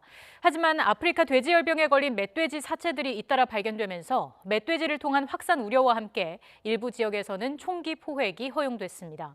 멧돼지를 통한 아프리카 돼지열병 감염 가능성은 어느 정도인지 또 올바른 대처법은 무엇인지 우희종 서울대 수의학과 교수님과 이야기 나눠보겠습니다. 교수님 안녕하십니까? 예, 안녕하세요. 네, 아프리카 돼지열병에 걸린 멧돼지나 멧돼지 사체가 돼지열병을 확산시킬 가능성이 있습니까? 네네, 이 아프리카 돼지열병은 돼지 종류는 다 아주 감염을 잘 시키고요. 예. 물론 멧돼지 역시 감염 대상이고 오히려 집돼지보다는 그 치사율은 오히려 낮아요. 그 대신 멀리 이렇게 주변에 균을 퍼뜨리는 건 맞습니다. 그 돼지열병 바이러스가 검출된 멧돼지 폐사체가 비무장지대와 민통선 남쪽에서 발견이 됐고요. 16일에는 파주와 연천의 민통선 안쪽에서도 발견이 됐는데 돼지열병에 걸린 멧돼지가 어디까지 이동했을 거라고 보시는지요? 글쎄요, 이 멧돼지가 개체마다 틀리고 또 상황에 따라 그 움직이는 범위가 굉장히 다양하긴 한데요. 네. 아직까지는 중부 산악지대까지는 안 간 것 같습니다. 그래서 지금 중간에 일전에 많이 그 농장에서 발생했던 지역과 태백산맥 요 사이 지역이 현재 좀 퍼져 있다고 보고 있고요. 예. 지금 멧돼지 총기 포획이 이루어지고 있지 않습니까? 그 아프리카 돼지열병 확산을 막는 데 있어서 큰 효과가 있을까요? 네, 일단 멧돼지에 의한 이 전파는 국제적으로 확인된 바 있기 때문에요. 이 멧돼지가 어쨌든 주로 민통선 아니긴 하지만 네. 거기서 발생했다는 얘기는 그러한 멧돼지에 의해서 얼마든지 더 넓은 지역에 확대될 수 있기 때문에 총기 포획은 어쩔 수 없는 부분이 있을 겁니다. 근데 일각에서는 지금 정부가 발생 초기에 멧돼지를 총기 포획하지 않은 걸 두고 대응이 늦었다 이런 지적도 나오고 있고요. 이에 대해서는 어떻게 생각하시는지요? 네, 그거는 그렇지 않은 것 같습니다. 왜냐하면은 이 주로 발생했던 김포, 강화 이쪽 지역에서 이 멧돼지에서 발생한 사례가 없었거든요. 네네. 그래서 오히려 그 지역에서 발생한 후에 거의 한 달쯤 지나면서 멧돼지에서 많이 나오는 거기 때문에 어떻게 보면은 그 당시 그 농장에서 많이 발생했던 여파로 지금 멧돼지에서 발생한다 보는 게 어느 정도 타당할 것 같습니다. 아프리카 돼지열병이 발생했던 다른 국가의 경우에도 이렇게 멧돼지 포획을 많이들 합니까? 네, 많이 하고요. 물론 각 나라마다 자연 환경이나 산업 구조가 틀리기 때문에 한 방법이 다 최선은 없지만 이 체코 같은 경우는 멧돼지를 통해서 통제하는 데 성공한 바 있습니다. 또 다른 나라의 사례도 있습니까? 네, 물론 다른 나라는 멧돼지만 가지고 한 나라는 없고요. 네. 당연히 멧돼지와 더불어서 일반 농장에 대한 철저한 살처분 조치에 의해서 현재 대처하고 있습니다. 예, 그 총기 포획 지역이 지금 남방 한계선과 민간인 출입 통제선 2km 구간으로 한정이 돼 있는데 이 범위가 적정한 범위인 건가요? 그건 참 이제 대답하기가 어려운 질문인데요. 왜냐하면 그런 범위나 이런 거를 산정할 때 다양한 요소를 생각해야 되는데, 네. 어쨌든 지금 주로 이 민통선 남쪽 단 한 건 외에는 다 그 민통선 아니기 때문에 이 정도 뭐 구간 해도 일단은 좋습니다만, 다만 이제 이 우려스러운 것은 네. 이러한 지금 발생 지역에서부터 민통선을 따라서 저 태백산맥, 즉 중부 산악지대까지 더 동진해서 전파가 된다면 그런 경우는 이제 그 태백산맥을 타고 네. 이 남쪽으로 내려올 수 있어서 그건 참 막기가 어렵게 됩니다. 그래서 이제 일단은 뭐 지금 이 구간 설정한 것에 뭐 하나의 선택이고요. 예. 여기 뭐 멧돼지라고 그래서 무조건 다 살처분 한다는 건 참 사실 좀 잔인한 일이거든요. 네. 그래서 뭐 어쨌든 간에 이거는 나름대로 고민해서 설정한 구간으로 알고 있습니다. 예. 그럼 앞서 교수님께서는 그 멧돼지는 치사율이 떨어진다고 하셨는데 네네. 그 아프리카 돼지열병으로 멧돼지가 죽을 수도 있습니까? 네네. 이거 당연히 죽습니다. 근데 이제 거의 이 집돼지처럼 뭐 거의 치사율이 고병원성이라고 그래도 100% 가는 건 아니고요. 예. 이 증상이 약한 채 회복하고 그렇지만 바이러스는 여전히 가지고 있는 또 파급시키는 이러한 형태가 종종 나타나죠. 그럼 바이러스가 검출된 폐사체는 이것 때문에 죽은 거라고 볼 수 있는 건가요? 네, 뭐 멧돼지들이 그렇게 뭐 쉽게 죽는 동물이 아닌데 이렇게 자체 죽어 있을 때 이 예. 바이러스가 검출이 된다면 이 질병에 의해서 사망했다고 보는 게 타당합니다. 어쨌든 지금 뭐 범위에 대한 얘기도 해봤고요. 멧돼지로 인한 아프리카 돼지열병 확산을 막기 위해서 가장 효과적인 방법은 뭐가 있을까요? 네, 지금 어쨌든 이렇게 이 총기 사용도 있습니다만 무엇보다는 철책선을 여러 겹으로 쳐서 네. 이동 제한을 이제 인위적으로 한정시켜야죠. 왜냐하면 얘네들이 워낙 넓은 데로 다니니까 이게 한번 전파되기 시작하면 걷잡을 수 없거든요. 네. 그래서 특히 지금 뭐 정부도 이 총기 사용과 더불어서 철책선 설치하는 건 알고 있습니다. 근데 특히 저 태백산맥 쪽으로 가는 쪽은 좀 더 주의해서 막아야 될 거라고 생각하고요. 예, 사살과 동시에 철책선을 쳐서 이동 제한을 해야 한다 이런 말씀이시고요. 네, 최근에 멧돼지들이 도심에 출몰을 많이 하고 있는데 도심에 내려온 이 멧돼지들이 아프리카 돼지열병에 감염됐을 가능성에 대해서는 어떻게 보시는지요? 네, 뭐 많은 분들이 우려하시지만요. 이 현재 민통선이나 접경 지역 이남에서는 아직 발생하지 않기 때문에 네. 도심에 나타나는 멧돼지들은 뭐 아프리카 돼지열병에 감염될 거라고 보기는 어렵습니다. 그렇군요. 교수님 마지막으로요. 아프리카 돼지열병 지난 9일에 14번째 확진 판정이 나온 이후에 좀 잠잠한 상태인데 이제 소강 상태에 접어들었다고 봐도 될까요? 네, 특히 지금 이제 멧돼지만 나오고 이 농가에서 이렇게 확진은 시간이 점점 지나고 있거든요. 예. 그래서 아직은 뭐 좀 더 당연히 지켜봐야 됩니다. 보통 한 3주 정도는 봐야 되기 때문에 지난 9일 이후로 3주나 4주 정도 봐야 되기 때문에 조금 아직은 뭐 단정적으로 말하기는 어렵습니다만 그 사이에 이제 아직 발생이 없기 때문에 이제 점점 안정 상태로 간다고 볼 수 있습니다. 예, 계속해서 좀 지켜봐야겠습니다. 지금까지 우휘종 서울대 수의학과 교수였습니다. 고맙습니다. 네. 오늘 구름이 많은 가운데 영동과 남부 곳곳에 가을비가 내리고 있습니다. 주말인 내일은 대체로 맑고 선선해서 바깥 활동하시기 좋겠습니다. 날씨 알아봅니다. 신미림 캐스터. 네, 상암동 야외 스튜디오에 나와 있습니다. 네, 서울은 바깥 활동하는데 날씨로 인한 지장은 없는 거죠? 네, 서울은 보시는 것처럼 하늘에 구름만 조금 지나면서 바깥 활동하기 무난하고요. 현재 기온도 22.7도 정도로 예년 기온을 3도가량이나 웃돌고 있습니다.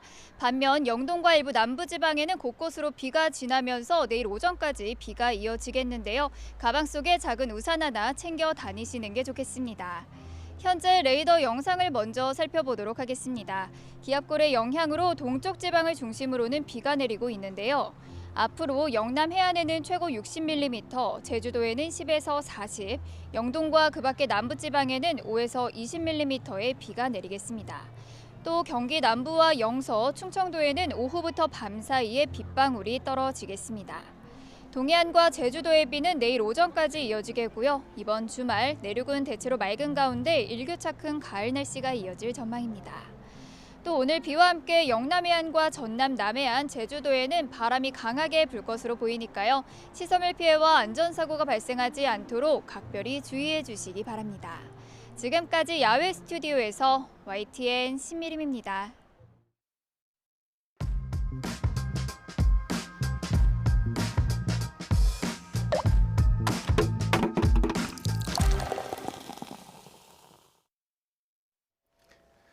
엘 클라시코, 전통의 승부 정도로 해석할 수 있는 스페인 말이라고 합니다. 스페인 프로축구 리그 라리가의 명문팀이자 라이벌인 레알 마드리드와 FC 바르셀로나의 축구 경기를 엘 클라시코라고 부릅니다. 네, 스페인뿐만 아니라 전 세계 축구 팬의 이목을 끄는 이 경기가 위기를 맞았습니다. 바르셀로나 홈 경기를 앞두고 그곳에서 시위가 격화되고 있기 때문입니다. 네, 바르셀로나가 속해 있는 카탈루냐 지역은 스페인에 복속된 이후 수백 년 동안 자치와 피지배 역사의 반복을 경험해 왔습니다. 최근 분리독립 요구가 분출되고 또 이를 불허하는 스페인 정부에 맞서서 시위와 점거 등의 저항이 벌어지고 있습니다. 알수록 볼수록 더 넓은 세계, 오늘은 스페인, 그중에서도 카탈루냐로 가보겠습니다. 황수현 경희대 스페인어학과 교수 자리하셨습니다. 안녕하십니까? 안녕하세요. 네, 어서 오십시오. 안녕하세요.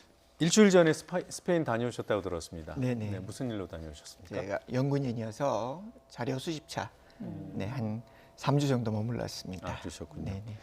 그럼 카탈루냐까지는 안 가셨고요? 네네, 마드리드에 카탈루냐까지는 가셨나요? 가지 못했고요. 마드리드, 톨레도 그리고 주로 그 근교 지역만 갈 수 있었습니다. 예. 네. 지금 뭐 시위의 공항 점거 얘기까지 나오고 있는데 지금 그곳 상황은 어떻습니까? 제가 있을 때까지는 그 정도로 심하진 않았습니다. 근데 이제 대법원 판결 이후에 분리 독립주의를 주장하는 사람들이 일정 부분 그 16일부터 동맹협을 선언했습니다. 사흘 동안.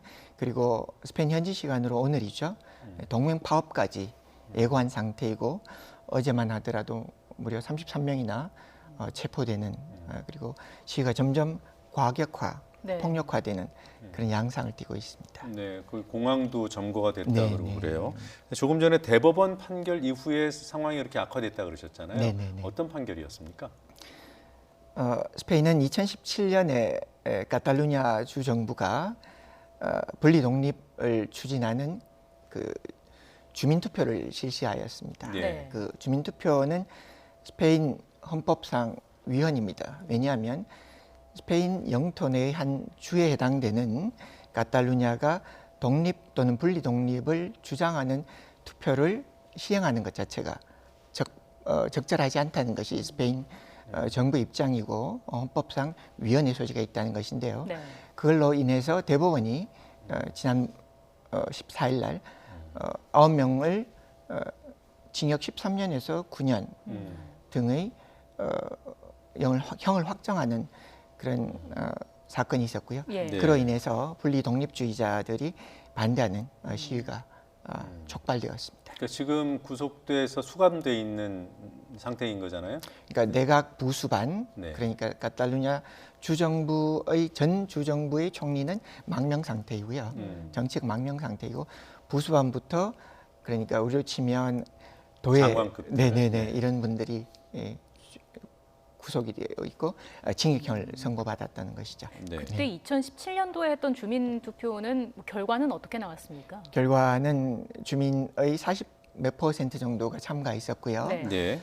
90% 이상의 압도적인 찬성으로 분리 독립을 찬성하는 쪽으로 결정이 됐었습니다. 네, 찬성률이 매우 높아요. 거의 뭐 92%인데 근데 투표율은 42% 정도니까 전체 인구 대비하면은 49, 36, 약 40% 안 되는 분들이 지금 찬성 입장을 표명을 한 것인데 이게 주민 투표를 했다고 해서 물론 이제 조금 전에 위헌 얘기를 하셨습니다만 9년에서 13년 이게 너무 심하다 이렇게 보는 거죠? 그렇습니다.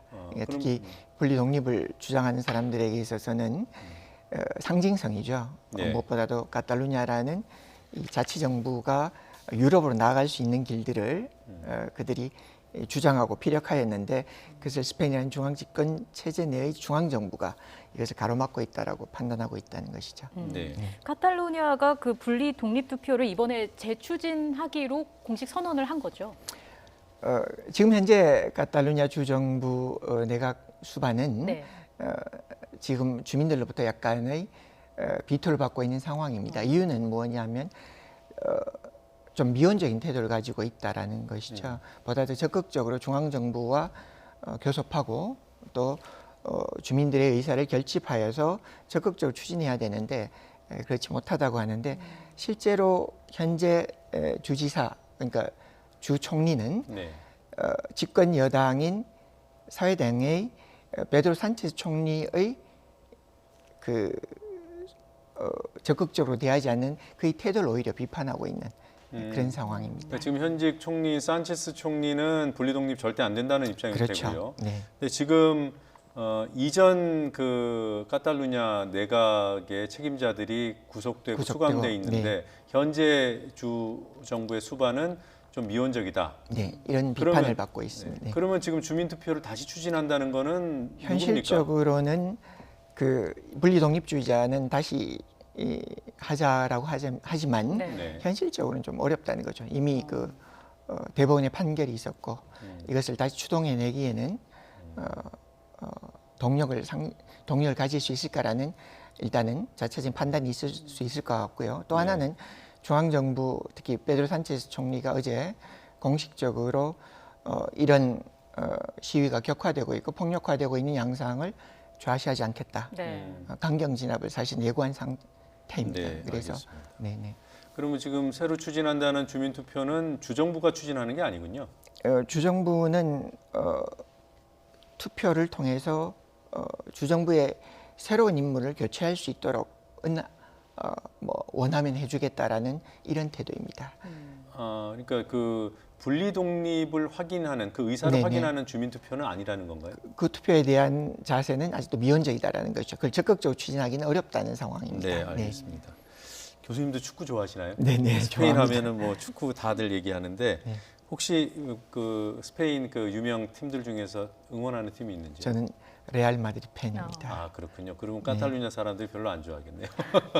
네. 레알 마드리드에서 레알이 그 로열이라는 뜻이라고요? 맞습니다. 맞습니다. 이제 레알이라는 표현은 스페인어로 하면 뭐 왕실의 왕립의 이런 뜻인데 이 레알이라는 이름을 뭐 우리가 잘 아는 레알 마드리드 그죠? 뭐 이런 팀들이 레알이라는 이름을 가지게 된 이유는 스페인의 알폰소 13세 국왕 그러니까 지금 현재 국왕의 증조부가 되는 분인데 이분이 그 7세 시절에 스페인 축구팀들이 만들어집니다. 네. 예를 들면 바르셀로나, 레알 마드리드 이런 축구팀들이 만들어지는데 이분이 워낙 축구광이다 보니까 축구팀들이 이름에 레알이라는 왕실 이름을 붙일 수 있도록 허용합니다. 단 적법한 절차를 거쳐서.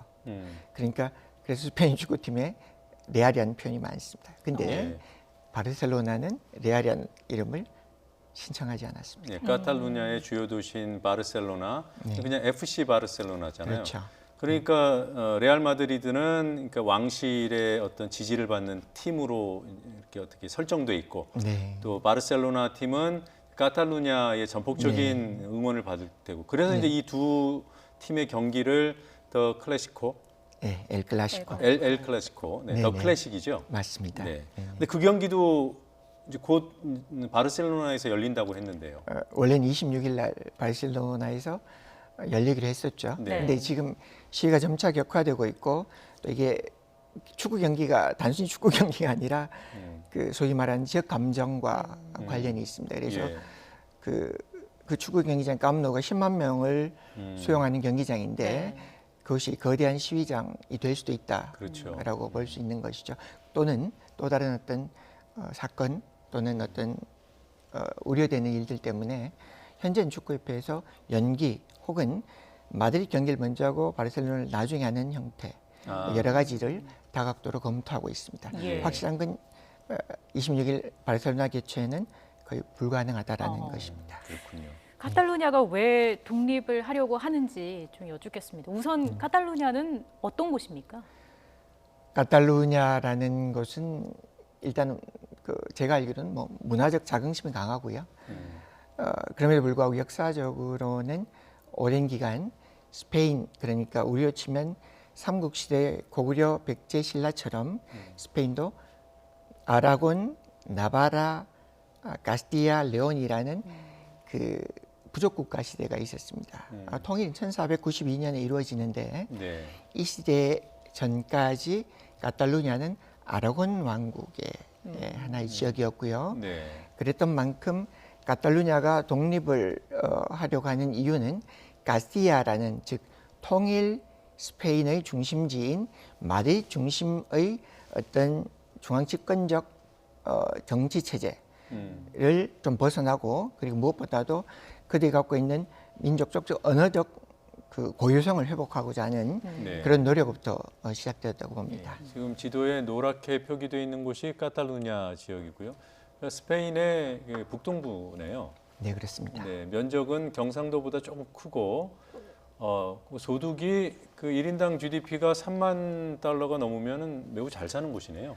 네, 스페인의 1인당 GDP가 2만 8천 불 정도이니까요. 네. 스페인에서 가장 잘 사는 주 정부, 그러니까 바스크와 카탈루냐라고 할 수 있겠습니다. 그래요. 그럼 언어는 다른가요? 네, 언어는 그 로망스 언어에서 파생한 언어를 사용합니다. 그러니까 스페인어와 프랑스어의 중간 정도가 되는 게 카탈루냐. 그럼 언어는 다르지만 민족은 하나인가요? 민족은 사실 여러 민족들이 스페인이 혼종이 되어 있어서요.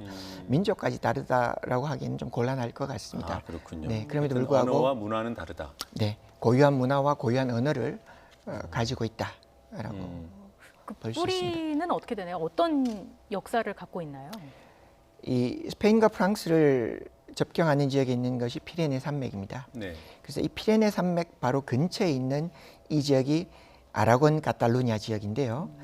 그러니까 마드리드부터는 약 620km가 떨어져 있는 지역적으로 먼 곳이죠. 그러니까 이 지역이 전통적으로 지중해를 접하고 그리고 프랑스와 가까이 있어서 상공업이 발달하고 대단히 개방적인 지역적 특성을 가집니다. 거기에 비해서 마드리드의 고원 지역이 가지는 또 다른 어떤 지역적 성격과는 다른 곳이죠.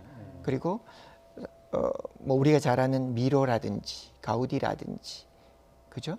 뭐 이런 훌륭한 작가와 예술가들의 고향이기도 해서 문화적 자긍심과 또는 경제적 그 우월감 이런 것들이 겹쳐서 그들이 가지는 자신감의 일정 부분 표현이 분리 독립의 의지로 나온 것은 아닌가라고 볼 수도 있겠습니다. 그 성파밀리아 대성당 그 건축가 가우디도 맞습니다. 그 카탈루냐 바르셀로나 카탈루냐 출신이죠. 네. 지금 뭐 아까 그 15세기 말에 스페인이 통일됐다고 하셨잖아요. 그렇습니다. 네. 그때 카탈루냐는 어떻게 된 겁니까? 그러면 자치권은 인정을 받았던 거예요? 그 그러니까, 이후의 역사는 어떻습니까? 네, 이 4개 부족 국가 우리로 치면 뭐 삼국 시대와 같았던 것인데 그 시대에 아라곤의 페르난도와 카스티아의 이사벨 국왕이 이제 혼인 동맹이라고 합니다. 결혼을 함으로써 이제 통일을 이루게 되는데 그럼에도 불구하고 이 카탈루냐가 1701년부터 1714년까지 있었던 스페인 왕위 계승 전쟁에서 스페인 주류 세력들이 지지했던 부르봉 세력을 지지한 것이 아니라 합수르 왕가를 지지합니다. 근데 그쪽에 줄을 섰군요. 네. 근데 내부적으로는 부르봉이 승리하게 됩니다. 물론 세계사적 관점에서는 합수르의 승리라고 봅니다만은 그렇게 되니까 집권한 부르봉 왕가가 자신을 세우려 하지 않았던 카탈루냐 지역의 자치권을 박탈하게 되는 그런 역사가 시작되게 되는 것이죠. 예, 저희가 조금 전에 카탈루냐의 그 독립을 추구했던 그런 역사들을 간단하게 정리했습니다만 뭐 다 볼 수는 없고요. 프랑코 뭐 스페인 얘기하면 프랑코 독재 시대를 맞습니다. 얘기하잖아요. 네네. 그때 보니까 다시 자치권을 박탈당했다고 해요. 네네. 그리고 나서 프랑코 정권이 붕괴될 때까지 계속 이른바 박해를 당했던 겁니까? 맞습니다. 그러니까 카탈루냐가 잠시 자치권을 회복했던 것은 제2공화정 1931년, 32년 시절에 자치권을 회복을 했다가 1936년부터 39년까지 있었던 스페인 내전의 결과로 프랑코가 이끄는 국민당 정부가 들어서면서 예. 그 프랑코의 독재가 시작된 거죠. 프랑코는 친캐톨릭 반분리주의의 기치를 높이던 독재자였습니다. 그리고 반공산주의. 네. 그러다 보니까 카탈루냐는 세계 역사상 아나키즘과 노동운동의 성지에 가깝습니다. 그러니까 이 카탈루냐가 공화주의자들이 많았던 곳이고요. 네. 그랬던 만큼 이 분리주의 움직임의 진원지로 카탈루냐를 파악했던 것이죠. 예. 그래서 프랑코는 카탈루냐 지역의 상징인 국기 그리고 그들의 언어인 카탈란어를 금지하도록 했습니다. 그래서 이 카탈루냐 주민들에게는 오랜 수건이 그들의 언어를 되찾는 것, 네. 그들의 상징 또는 그들의 주권을 되찾는 것이라고 예, 지금 보면 것이죠. 언어는 되찾았지만 완전한 뭐랄까 독립까지는 못 갔기 때문에 계속 갈등이 이루어지는데 네. 교수님 말씀 들어보면 카탈루냐에 대한 뭐라고 할까 연민, 이해 이런 것들이 생깁니다. 네. 국제사회가 카탈루냐의 독립을 지지하고 있나요? 참 어려운 문제입니다. 이제 일단은 홍콩의 시위와 비교하는 경우가 많습니다. 네. 홍콩은 보통은 민주화 시위라고 하죠. 네. 근데 카탈루냐의 분리 독립 시위를 민주화 시위로 보느냐 여기에는 조금 입장 차이가 있습니다. 그럼에도 불구하고 유럽의 제국가들은 카탈루냐의 분리 독립 움직임에 대해 소극적입니다. 이유는 영국도 그렇고 몇몇 국가들의 경우에는 이 분리 독립의 불똥이 자국에 미칠 영향을 생각하지 않을 수 없겠죠. 네. 그런 만큼 유럽의 제국가들은 소극적인데요. 그럼에도 불구하고 카탈루냐의 측면으로 보자면 그들의 고유성과 정체성 회복에 대한 그러니까 그들은 스페인이 아니라 유럽이라는 물결 속에 자신의 정체성을 투영하고 싶은 어떤 욕망을 갖고 있다고 볼 수 있겠습니다. 하여튼 뭐 전망이 밝지는 않을 것 같습니다. 어떻게 전망하십니까? 일단 뭐 정치적으로도 그렇겠지만 무엇보다 스페인 국내법상 이 주정부 그러니까 자치정부의 독립을 허용하기는 어려울 것 같고요. 네. 또 카탈루냐 자체의 독립 의지와 열망이 강하다고 하지만 네. 그 다른 지역 주민들의 시선이 그렇게 따뜻하지 않습니다. 그래서 내부 외부적으로 카탈루냐 독립은 아직은 좀 난망한 그런 상황이라고 볼 수 있겠습니다. 그럼 뭐 바스크 분리 독립에도 영향이 있을까요? 대단히 역설적인 역사가 뭐냐면요. 바스크 지역이야말로 대단히 폐쇄적이고 독립을 요구했던 곳입니다. 역사적으로 카탈루냐는 독립보다는 자치의 방점을 찍었던 곳인데 그럼에도 불구하고 최근에 바스크는 오히려 그 스페인 중앙정부와 근친한 관계, 친선을 유지하고 있습니다. 자치는 보장받으니까. 네네. 네. 그래서 오히려 카탈루냐의 분리 독립 움직임이 바스크 지역에 큰 영향을 미칠 거라고 생각하지 않습니다. 네. 조금 전에 뭐 영상으로도 봤습니다만 복면을 쓴 그 바스크 분리 독립주의자들 네. 한때는 뭐 굉장히 과격하게 투쟁했잖아요. 무장 투쟁도 있죠. 네. 네네. 그리고 그 바스크가 그 베레모의 고장 맞습니다. 맞습니까? 네. 예. 네네. 그러니까 지금 교수님 보시기에 지금 카탈루냐가 이미 바스크는 뭐 지역적으로도 작고 스페인하고 중앙정부랑도 사이가 좋기 때문에 별 영향이 없을 거다 이렇게 보시는군요. 네, 그렇습니다. 네, 알겠습니다.